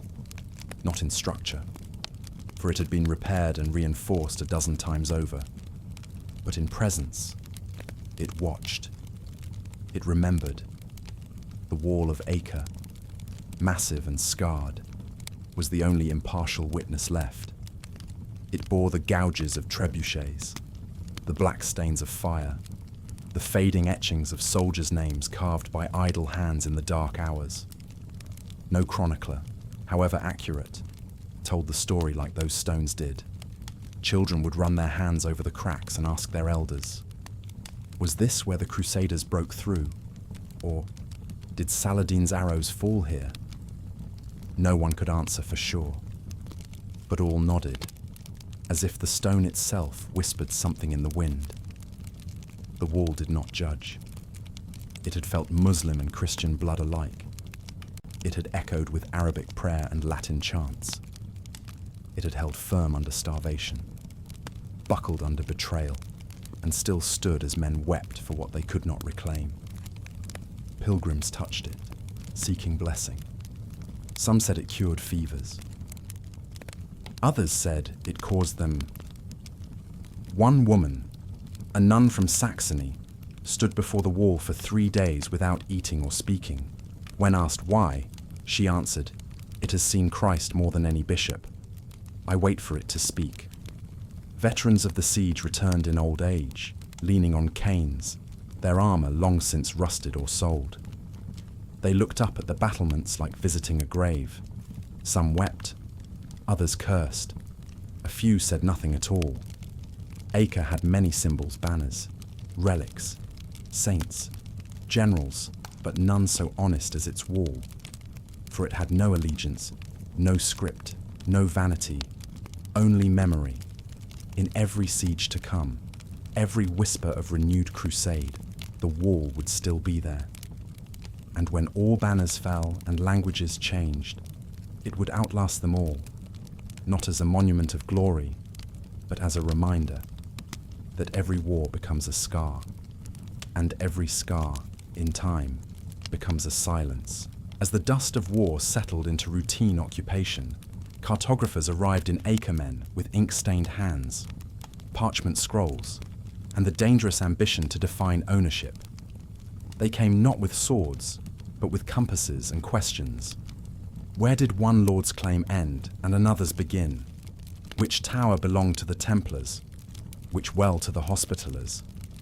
What belonged to God and what to the crown? The city had never been simple. Before the Crusaders, it was a melting pot of languages and rites. Now it was worse. Acre was a chimera stitched from the ambitions of 5 kings, 3 papal envoys, 2 military orders, and a dozen merchant factions. No map could capture it, yet they tried. The first maps were political tools. Bright lines and coats of arms scrawled over streets that hadn't yet been cleared of rubble. Cartographers argued in taverns over alleyways. Priests demanded monasteries be marked larger than markets. The Genoese demanded every dock show their seal. The Venetians responded by threatening to redraw the harbour entirely. In one notable scandal, a map commissioned by the English crown labelled a Muslim cemetery as future chapel ground. When the burial site was later desecrated by accident, riots broke out. 2 cartographers were beaten. One was hanged, but the deeper dilemma was spiritual. How does one map a city soaked in sacred blood? Acre had relics hidden beneath floorboards. Saints' bones rumoured to be buried in latrines, shrines that were once mosques, then chapels, then storehouses. No map could decide which prayer was oldest, which name was rightful. Even the sea, once neutral, was contested. Lines were drawn in water, assigning fishing rights and patrol zones. Ships clashed over imagined boundaries. One monk wrote bitterly, "Christendom is now a ledger with sails." And yet, amid the absurdity, some maps found truth. A few anonymous scribes, likely monks or travellers, sketched Acre, not with borders, but memories. One map from this period shows no property lines, only small drawings, a tower with a cross, captioned where the Templars sang before the breach, a fig tree beside a crater. Here, a mother buried her sons, a street marked only, place of many ghosts. These were not maps to divide land. They were maps to remember pain. And perhaps that, more than any wall or chronicle, was the real legacy of Acre. A city that refused to be owned, even in ink. Each year, on the anniversary of Acre's fall, a ritual was held, not official, not sanctioned, but persistent. They called it the Feast of Ashes. It began with a simple gathering outside the northern gate, near a patch of scorched earth where the first Crusader campfires had burned. Veterans, clergy, widows, children of the dead all came. Some dressed in black. Others wore remnants of the past, a rusted helm, a faded tabard, a token from a fallen brother. There was no food. That was the point. A table was set with empty bowls and cracked goblets. Bread was baked but never eaten. Wine was poured but not drunk. Instead, each guest recited a name of someone lost, someone forgotten, someone buried under stone or politics. The silence that followed each name was longer than the one before. No sermons, no songs, only memory. Over time, this strange ritual spread. Merchants from the West began attending, some out of respect, others out of curiosity. A few simply saw it as tradition worth mimicking. In Venice, a version of the feast emerged using burned loaves shaped like broken swords. In Antioch, children reenacted the siege with puppets until the church banned the practice as irreverent theatre. But in Acre, the original endured. A priest named Father Raymond began to write down the names he heard each year. By his death, the scrolls had grown into a codex of over 3,000 entries. Some names were inscribed with dates and units, others with only a word: healer, baker, traitor, brother. One year, a man arrived bearing no name at all. When asked who he mourned, he said, "Everyone and no one. I was born after the siege, but the city still grieves. I just lend it my breath." Not all agreed with the feast. Some nobles called it defeatist. Others said it honored the wrong people: the foot soldiers, the deserters, the civilians caught in the crossfire. Better to celebrate victory, they argued, than mourn its cost. But the feast was not about grief alone. It was about meaning. In a war so thick with contradiction, glory and shame, faith and murder, divine will and human error, this ritual allowed a kind of clarity. Not in scripture, not in strategy, but in stillness. As the city grew and changed, as new generations came who had never seen siege or sword, the Feast of Ashes remained, not to keep pain alive, but to ensure it was never forgotten. And thus, each year, Acre knelt not in worship of conquest, but in memory of cost. A decade after the siege, Acre stood transformed stone upon stone, scar over scar. Its skyline shimmered with spires and domes, but something essential never returned trust. The Crusaders had rebuilt a city, but they had not rebuilt a people. Every street bore reminders. Noble houses loomed high above crumbling tenements. Walls were rebuilt thicker, not to keep out Muslims, but to divide Christians from Christians. Districts were unofficially segregated: Genoese here, French there, Syrians pushed to the fringes. Every marketplace had eyes, every chapel had locks. The masons and engineers who shaped the new Acre often worked under multiple masters. One crew, hired by the Hospitallers to fortify the eastern gates, found themselves arrested weeks later, accused of having previously built defences for the Templars. Their real crime: loyalty to coin, not creed. Churches multiplied, but unity did not. There were Latin chapels, Greek sanctuaries, Armenian monasteries, each ringing their own bells, each claiming to be the true voice of God in a land that had heard too many. Disputes erupted over relics, feast days, even burial grounds. One priest excommunicated another for ringing the Vespers 5 minutes too early. The townspeople laughed, then turned bitter. It was not faith that divided them. It was the memory of bloodshed wrapped in liturgy. Acre's Jewish quarter, small and ancient, remained but under suspicion. Rumours persisted that some Jews had aided the Muslims during the siege, despite no evidence. Restrictions followed: curfews, taxes, surveillance. When a well ran dry in the summer of 1204, a mob accused a rabbi of poisoning it with old curses. He was stoned. No charges were ever filed. Muslim converts to Christianity fared little better. They were allowed to live inside the city, but rarely welcomed. Called half-bloods or wallmen, they occupied the margins repairing roofs, carting waste, always watched, never embraced. A child named Yusuf, renamed Peter after baptism, was found hanging from the bell rope of a church tower, murdered by unknown hands. No one rang that bell again. And yet, the builders built. Courtyards bloomed with mosaics.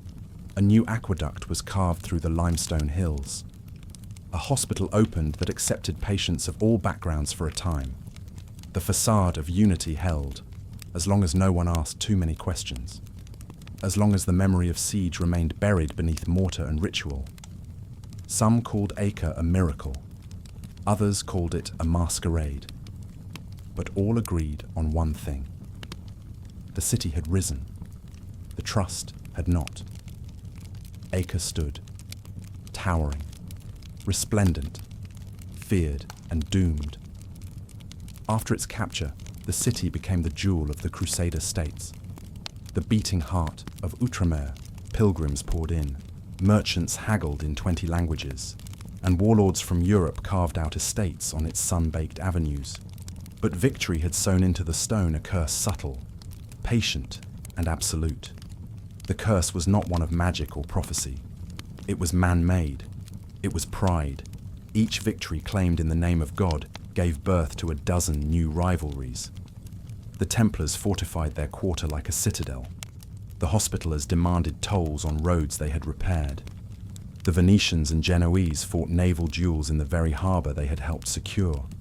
Acre became a chessboard where every bishop, knight, and king played their own game. The poor starved under taxes levied to defend the cross. Holy relics were paraded through the streets while wells ran dry. Even the clergy turned against one another, Latin priests accusing Eastern monks of heresy, while Syrian Christians tried to worship in peace beneath both their shadows. And all the while, the Muslim world watched. From Cairo to Damascus, leaders remembered Acre's fall with rage and resolve. It had not broken the Islamic heart, it had hardened it. Saladin's death had fragmented the Sultanate, but not its memory. His sons, his generals, and a new generation of emirs inherited not just his lands but his cause. In 1290 that cause would take form. A truce, long uneasy, was broken when drunken Crusaders from Acre massacred Muslim merchants in the city. No king ordered it. No pope sanctioned it. It was madness, committed by zealots who believed Acre invincible. It was not. Sultan al-Ashraf Khalil, grandson of the famed Baybars, answered with steel. He gathered armies, not bands of raiders but siege masters, elite Mamluks, and thousands of archers. He marched not in haste, but in certainty. Acre would fall, not because God willed it, but because men had forgotten what it cost to hold a city. Inside Acre, panic took root. The nobles quarreled. The commanders sent for help. None came. Europe was busy with its own wars, its own schisms. The Pope issued words. The kings sent prayers. But no fleets. Only the wall stood. The same wall that had watched the Crusaders rise would now watch them fall. In April of 1291, the horizon darkened not with storm clouds, but with banners. The armies of Sultan Khalil had come. From the hills of Galilee to the plains beyond the city, tents bloomed like a second city, crescent-topped and humming with purpose. Acre, the fortress of the Franks, was about to be tested one final time. Inside the city, preparations were frantic but fractured. The Templars sealed their quarter and refused entry to civilians. The Hospitallers fortified their towers, drilling men who barely understood the oaths they had taken. Merchant guilds argued over evacuation rights. Nobles hoarded supplies. Priests debated whether to stay or flee. No one truly led. Everyone feared. And outside, the siege engines rolled forward. Sultan Khalil brought with him machines greater than any Acre had ever seen, mangonels that hurled fire, battering rams cloaked in iron, siege towers draped in rawhide to deflect flame. His engineers remembered every weakness from Saladin's day. They would not fail. The bombardment began on May 6th. For 2 weeks, it did not cease. By day, stones the size of oxen shattered walls and towers. By night, firebombs turned homes to kindling. The screams never stopped mothers searching for children. Knights barking orders. Civilians sobbing beneath collapsed roofs. Acre had become a furnace fueled by pride and fear. Still, the city resisted. The defenders fought with desperation. Templar knights launched daring counterattacks, sallying through secret tunnels to burn enemy engines. The Hospitallers manned the eastern wall until their hands bled through gauntlets. Archers from Cyprus, mercenaries from Italy, and even unarmed citizens took up the cause. Acre was dying, but not quietly. On May 16th, the wall cracked. A section near the southern gate fell with a roar heard as far as the harbour. Khalil's troops surged in, but were beaten back by a last, savage defence. For 3 more days, the Franks held the breach with sword and fire. But on May 18th, the final blow came. A second breach. A tower collapsed. The Templars were overwhelmed. Their Grand Master, Guillaume de Beaujeu, was mortally wounded but refused to retreat. "I am not running," he said, staggering back into the fray. His death broke the spine of resistance. Civilians fled to the docks. Chaos reigned. Nobles fought for places on departing ships. Some trampled children. Others cut mooring ropes early to escape. The harbour filled with screams and smoke. The Sultan's forces surged street by street. The Church of St. Andrew was torched. The palace of the Latin king fell. Blood ran through the gutters, dark and endless. By nightfall, the banner of Islam flew over Acre once more. The Crusader kingdom of Jerusalem, already a ghost, was finally gone. Not with ceremony, but with fire. When the sun rose over Acre on May 19, 1291, it illuminated a city unrecognizable. Smoke coiled from gutted chapels. The harbour was slick with wreckage and blood. The once mighty walls, which had withstood Saladin and Richard, now stood fractured, draped in the banners of those they once repelled. The last jewel of the Crusader dream had been crushed into ash. Inside the ruined quarters, the aftermath was silence broken only by the moans of the wounded and the measured steps of Khalil's soldiers securing their victory. The Sultan did not gloat. He gave orders to bury the dead and restore order. But even he, it is said, walked through the rubble with a somber gaze. He had won a war that had begun before his birth. But what had been won? The survivors asked the same question. Those who escaped fled to Cyprus, to Sicily, to the courts of Europe with eyes hollowed by what they had seen. They spoke of the slaughter, the collapse, the betrayals. Some raged against the Pope for his inaction. Others cursed the kings who had abandoned the East. Many simply fell into silence, carrying Acre like a wound stitched into their soul. Pope Nicholas IV declared days of mourning. Bells tolled from Rome to Rouen. He preached of vengeance, of a new crusade, of reclaiming what had been lost. But Europe was weary. The heart of Christendom no longer beat for the cross. It beat for gold, for land, for politics. The appetite for holy war had died in Acre's flames. In the Muslim world, Khalil's victory was hailed as a divine triumph. Poets sang of the reconquest, of vengeance fulfilled. The masjids offered prayers of gratitude. Yet even in victory, there was unease. The war had been long. The land was soaked in blood. And now they inherited a city haunted by the ambitions of dead men. Templars who had survived the fall retreated to island fortresses. The Hospitallers fled to Rhodes, the great military orders, once the bulwarks of Christendom, became wandering relics, orphans of a crusade no longer welcome. Acre's fall reshaped the world. No longer could Europe pretend it held the Holy Land. No longer could the idea of permanent conquest survive. The age of Crusades had not ended with a treaty or a trumpet, but with a scream lost in smoke. What remained was memory. In the years following the fall, Acre's name passed from the mouths of kings to the margins of maps. It became a cautionary tale, a whispered reference in war councils, a ghostly refrain in old ballads. Yet the city did not vanish. Its stones remained. Its silence endured. Pilgrims still came, not in waves, but in trickles drawn not by hope, but by history. They wandered among broken arches, laid hands on shattered altars, and wept for ancestors they'd never met. Some carved names into walls already covered in layers of grief. Others simply sat, saying nothing, as if listening for voices beneath the rubble. Acre became a symbol not of glory, but of the cost of glory pursued too far. Chroniclers debated the meaning for centuries. Some called it divine punishment for Christian disunity. Others said it proved the futility of conquest in a land not their own. A few dared suggest that the Crusades had been more about pride than piety, that Acre had died, so Europe could finally wake. Yet the legend never fully faded. In the 14th and 15th centuries, new crusade proposals surfaced mostly from voices who had never smelled battlefield blood.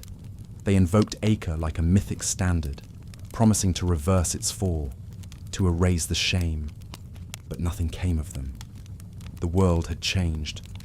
The Ottoman Empire was rising. Trade routes now mattered more than relics, and Jerusalem, the eternal prize, remained distant and untouched. Still, Acre lingered in unexpected places.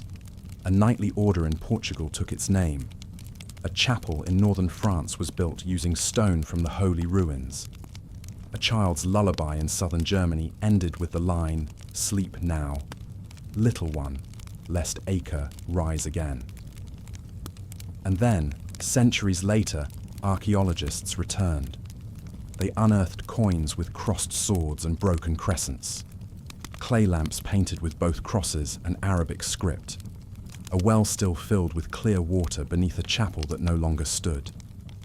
But most haunting were the walls, still marked, still scarred, still whispering, not of conquest, not of kings, but of the price paid when men claim heaven with fire. The Siege of Acre had ended, but its echoes like the sea never stopped. Centuries passed, empires rose, fell, and rose again. The Ottoman turban replaced the Crusader helm. Then came Napoleon, the British, the archaeologists, and the tourists. But under every new footprint in Acre, the ground remained restless, layered with unspoken names, the dust of betrayed promises. In modern times, Acre, now Akko, became a city of coexistence, tension, resilience. Its skyline carried the silhouette of mosques beside cathedrals, minarets and bell towers echoing across the harbour. Children played where knights once charged. Market vendors sold spices on stones that had seen blood. Life returned, not with banners, but with breath. And yet, the past remained just beneath the surface. Excavations continued under streets, courtyards, schools. Every spade turned up more pottery, arrowheads. Fragments of parchment turned to dust in the light.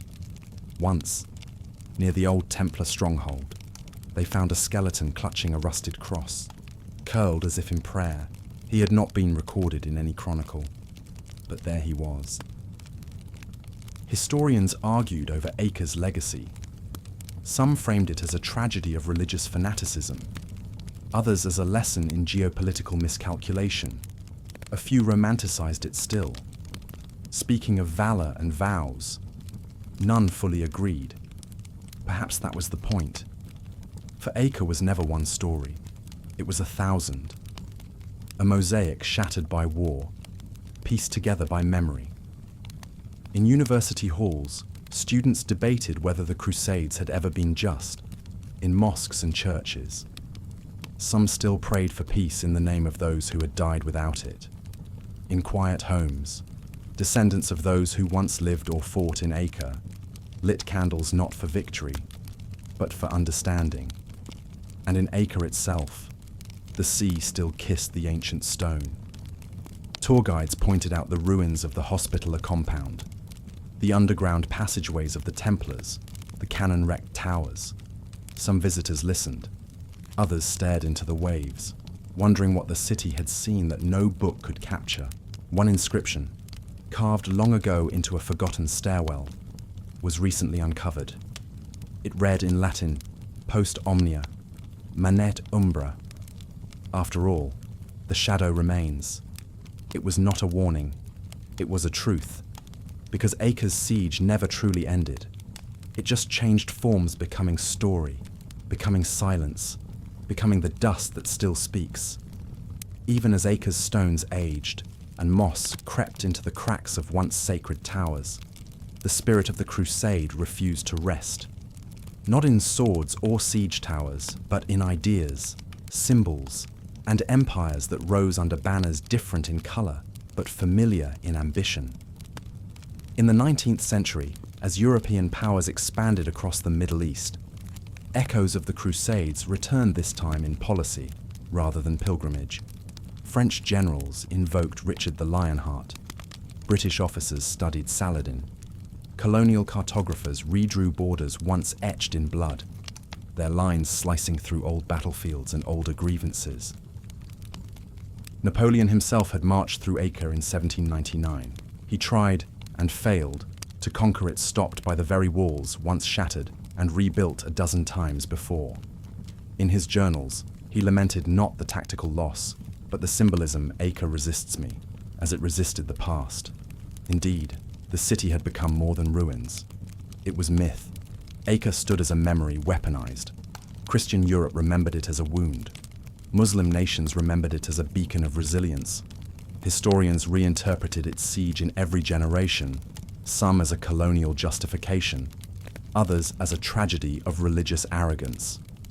In the 20th century, when Israel and Palestine became flashpoints of global tension, Acre once again found itself in the margins of maps and the center of memory. Stories resurfaced of conquest, exile, return. Crusader castles were photographed for textbooks. Muslim poets cited Saladin beside modern freedom fighters. The past had returned not in armor, but in metaphor. And in this, the crusade lived on. Not as war, but as a question: who owns the sacred? Who decides what is holy? And who defends it? Is the act of reclaiming ground ever separate from the act of losing soul? Acre, ever silent, offered no answers, only presence. Its towers, now half tourist site, half sanctuary, watched as cameras replaced catapults, as chants turned to whispers, as the modern world rushed forward yet kept glancing back. Perhaps that is the final truth of Acre, that the siege was never really about walls. It was about the story of who we think we are, and who we're willing to become, in the name of something greater than ourselves. Thus ends the long arc of Acre, not in flame or fury, but in reflection, a siege not of stone, but of soul. In the long shadow cast by Acre, one lesson remained stubbornly unresolved: that faith soaring, sacred, and transcendent could also be sharpened into a blade.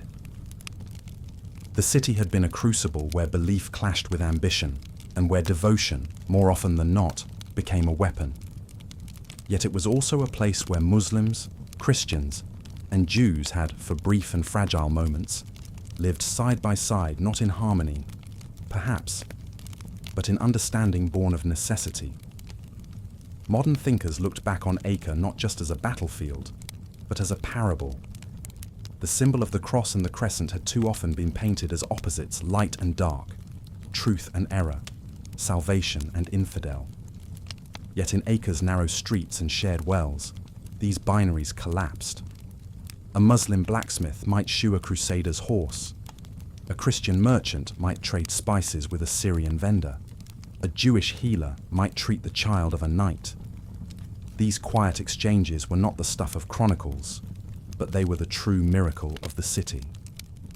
And still, the failure to recognize this human fabric was the tragedy that unfolded again and again. The siege had not begun with hatred, but it had ended in it. Not because religion failed, but because power disguised itself in its robes. That was the bitter gift Acre offered to the world. The realization that holy war was not holy at all when mercy was absent, when truth was filtered through the lens of conquest, and when God was made to wear the crest of kings. Even today, this truth whispers through the ruins. The mosque that was once a church, the gate still nicknamed the Blooded Arch, the documents found in buried libraries, with Arabic and Latin written side by side, in every place that continues to grapple with division in Jerusalem, in Baghdad, in Belfast, in Sarajevo. Acre is there, not to haunt, but to remind that walls, once built for God, too often end by keeping him out. To remember Acre is to remember the fragile, fierce line between reverence and ruin, and to choose, in our own time, which side of that line we walk. Long after the swords had rusted and the war cries faded, Acre lived on in ink. Chroniclers, poets, and storytellers ensured that the siege, the fall, and the fury would never vanish. Monks wrote by candlelight in abbeys across Europe, their quills tracing both triumph and torment. In Cairo, scribes recorded the names of Mamluks who died storming the walls. Jewish philosophers reflected on the city as a symbol of exile and return. Even in China, traders whispered tales of the Crusaders' doomed city, passed to them by Persians who had walked its broken streets. Acre had become story. And story is what endures. It passed through generations like a relic. In universities, students debated Richard's choices, Saladin's restraint, the madness of crusading ideology. In mosques, some recounted Acre's fall as a moment of divine justice. In churches, it became a wound hidden behind stained glass. For playwrights, it was tragedy. For novelists, legend. For the disillusioned, metaphor. The printing press only expanded its reach. By the 17th century, editions of The Fall of Acre sat on shelves beside Homer and Virgil. By the 19th, romantic painters imagined it in violent colour banners, torn against burning skies, lovers parting in the chaos, towers falling like giants slain by time. And in the 21st century, Acre became data. 3D reconstructions recreated its towers. Virtual tours let children walk the walls their ancestors bled on. Films dramatized the siege with Hollywood flair, often distorting truth, but always returning to the same core that something happened here worth remembering. And perhaps that's enough. That a city could fall, but not vanish. That war could end, but the story continue. That death could come, but the memory still breathe. So long as one person reads, or listens, or wonders what truly happened when Cross and Crescent clashed under a Levantine sky, Acre lives, not as ruins, not as relic, but as narrative. A tale of courage and cruelty, faith and failure, hope and horror, a tale we still tell, because in telling it we learn. Thus ends the siege, but never the story. Acre remains, in silence, in ink, in us. In the end, it was not the bloodshed, the banners, or the bones that defined Acre. It was the silence that followed, the kind of silence that settles not in the ears, but in the conscience. For those who walk its ruins now, the silence is different. It does not accuse. It waits. It listens to our footsteps, to our stories, to our questions. And in that space between inquiry and echo, it offers something rare perspective. Acre, for all its glory and grief, became the mirror we were never ready for. It reflected not the righteousness we claimed, but the contradictions we carried. Knights who slaughtered by day prayed by candlelight at night. Sultans who spoke of justice unleashed storms of steel. Priests and imams blessed opposite armies, certain of salvation. And what did the stones say? Nothing. But they watched it all. The zeal, the greed, the despair, the brief, trembling moments of mercy. A mother hiding her child beneath a fallen chapel. A Mamluk soldier offering water to a wounded enemy. A Crusader kneeling in defeat, not to beg, but to understand. These, too, were Acre, and perhaps they are the pieces we should hold most dearly. Not the victories carved into coin, not the ruins romanticized by tourists, but the human truths left behind by the clash of absolutes, in a world still torn by holy claims and drawn lines. Acre reminds us of what happens when belief is wielded like a blade. It teaches that no fortress is eternal, that no cause, however pure, is immune to corruption, that the mightiest wall can fall not from cannon, but from the weight of contradiction. Its lesson is not shouted, it is whispered, to the curious, to the broken-hearted, to those willing to hear the past, not as glory, but as warning. So walk its streets softly, speak its name with care, and let its silence not be the end, but the beginning of wisdom. Acre is gone, but its question remains. What will we build when we remember what was broken at the edge of the harbour, where sea meets stone and wind carries the scent of old battles and salt? A single light often burned a lantern, said to be kept lit since the time of the siege. No one truly remembers who lit it first. Some say it was a monk, others a sailor, others still an old woman who lost her sons in both armies. But the flame persisted, passed from hand to hand, year to year, not as defiance, but as memory. This lantern, real or apocryphal, symbolized Acre's final role not as a fortress, nor as a prize, but as a witness, a keeper of stories too tangled for triumph, too sacred for war, too painful for forgetting. And now, at the close of this chronicle, the circle completes itself. We began with banners raised and vows made in the name of heaven. We end with embers carried by the wind. What was meant to unite the Christian world broke it. What was meant to reclaim a holy city lost another. The very act of crusading, born of passion and fear, left behind a quieter truth, one carved not in parchment, but in scarred earth. That faith must never be used to silence others. That courage must be tempered by compassion. That history, if not faced honestly, will always rise again wearing new flags.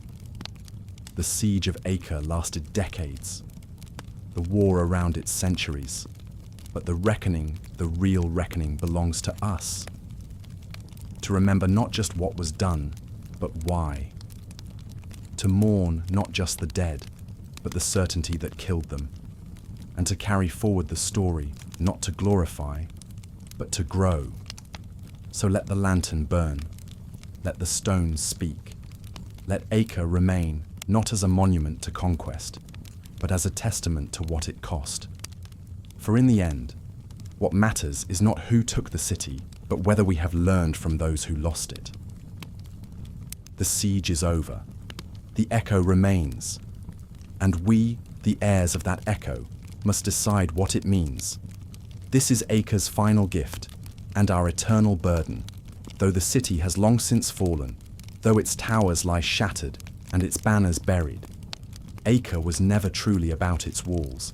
It was a pilgrimage, not one completed in the retaking of Jerusalem or the defense of a port, but in the slow, painful awakening of all who passed through its gates, from warriors to widows, from kings to children. Acre was never just the battleground between cross and crescent. It was the altar of human conviction, and the crucible in which that conviction was tested, scorched, and sometimes purified. And the pilgrimage is not over. Every generation, in some form or another, rediscovers Acre. A university student reading a Crusader chronicle for the first time. A visitor standing in the hushed ruins of a Templar chamber. A refugee wondering if the land can ever belong to both history and hope. They are all pilgrims walking a road paved by those who once believed enough to kill, and perhaps, later, enough to heal. Modern pilgrims do not carry swords. They carry questions. They do not march behind kings. They move through memory, and with every step, they are forced to confront the truths Acre reveals, that righteousness without mercy becomes tyranny, that unity forged by hate cannot endure, that cities, like people, are not saved by conquest, but by compassion. So Acre stands not triumphant, not erased, but unresolved, a place that refuses to offer clean endings or perfect heroes.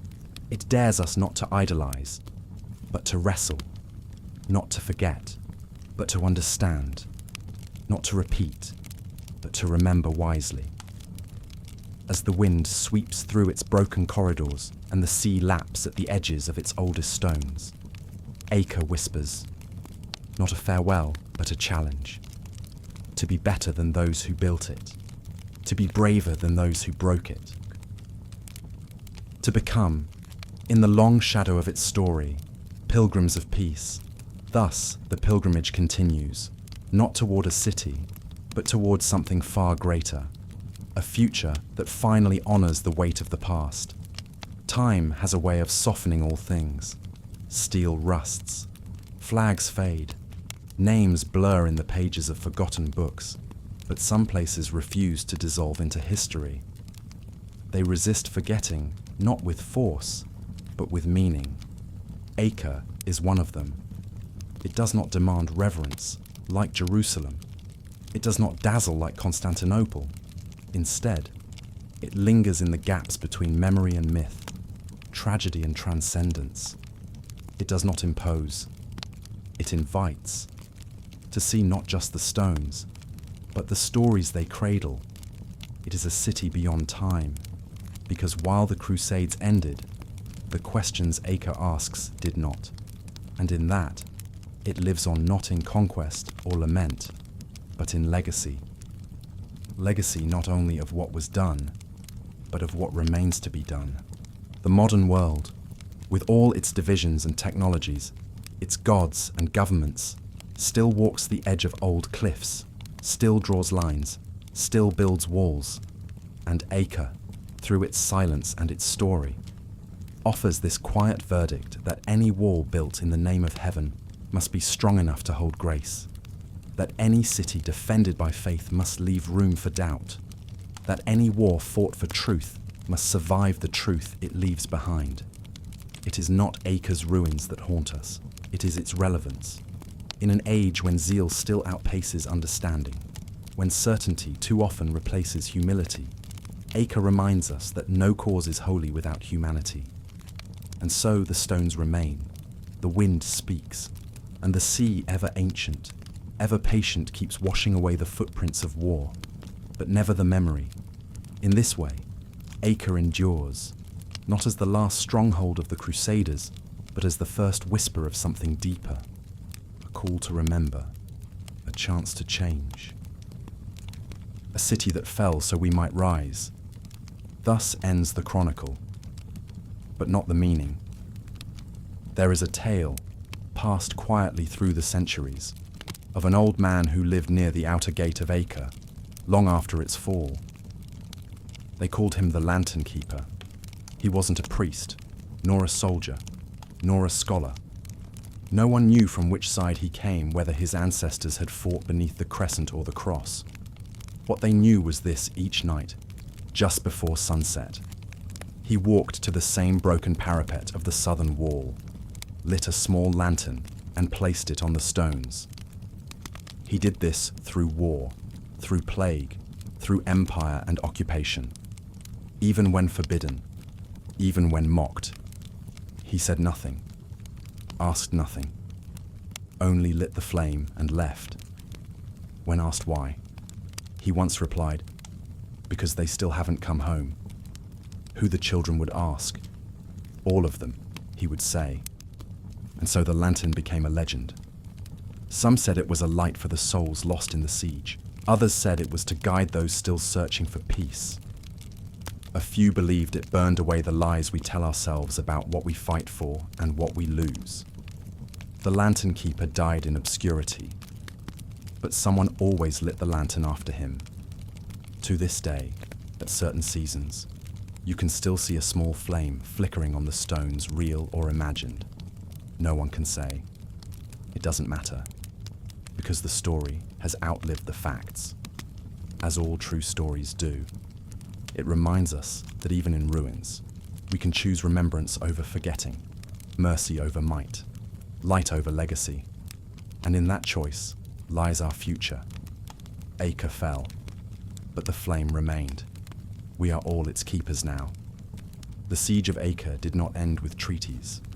It ended with echoes, not in the clangor of battle or the roar of collapse, but in the centuries of silence that followed. That silence has never been total. It hums beneath the waves at the city's harbour. It murmurs through broken vaults where prayers were once screamed into the night. It rises in the dust stirred by pilgrims' feet. Even now, for all the years that followed its fall, no crusade would ever again capture the holy city of Jerusalem. No army would again raise the cross above Acre's battlements. The dream ended here, not shattered in one blow, but eroded grain by grain, sword by sword, word by word, and in that erosion, truth was revealed. Acre became a city of ghosts, not because it was empty, but because it had witnessed so much and forgiven so little. It was not cursed, it was burdened by every broken vow, by every child orphaned for a cause that forgot its name, by every scripture twisted into steel, by every mercy left unspoken. Today, Acre is a living place, modern, vibrant, complicated. It hosts festivals. It sells shawarma on the same streets where blood once ran. Children laugh beside ancient stones. The city breathes, but always, beneath that breath, the old questions linger. What does it mean to win a holy war? Who pays for a victory written in flame? And how many cities must fall before one truly rises? Acre does not answer. It does not accuse. It simply stands. It stones, having endured kings and crusades. Now watch us, to see what we will do with the inheritance, and if we, unlike those before, will carry the story forward not in armor, but in understanding. This is Acre's final word, not a cry of conquest, but a whisper of warning, a city fallen but never forgotten. The road from Acre does not lead to more wars, more banners, more declarations of divine certainty. It leads home, to wherever we are, now reading, listening, remembering. Because to walk Acre's story is to walk the story of humanity's most dangerous temptation to believe we can possess the sacred, that God can be seized by siege, that truth can be carried on a sword's edge, that conquest is ever holy. It is a temptation that cost thousands their lives, and a city its soul. But Acre, in falling, gave us something that no victory could mirror. In it, we see ourselves not as crusaders or caliphs, but as people standing at the edge of belief, trying to reconcile the weight of our convictions with the needs of our neighbors. We see that the line between devotion and domination is thin, and that even good men, certain of righteousness, can burn the world in its name.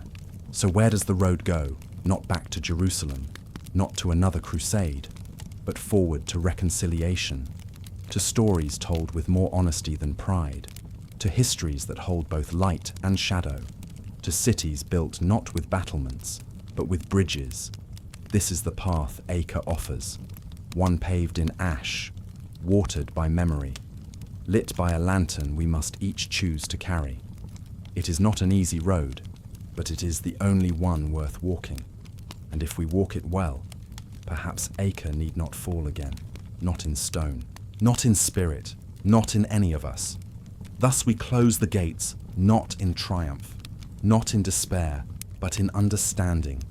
Acre has spoken. Now it is our turn.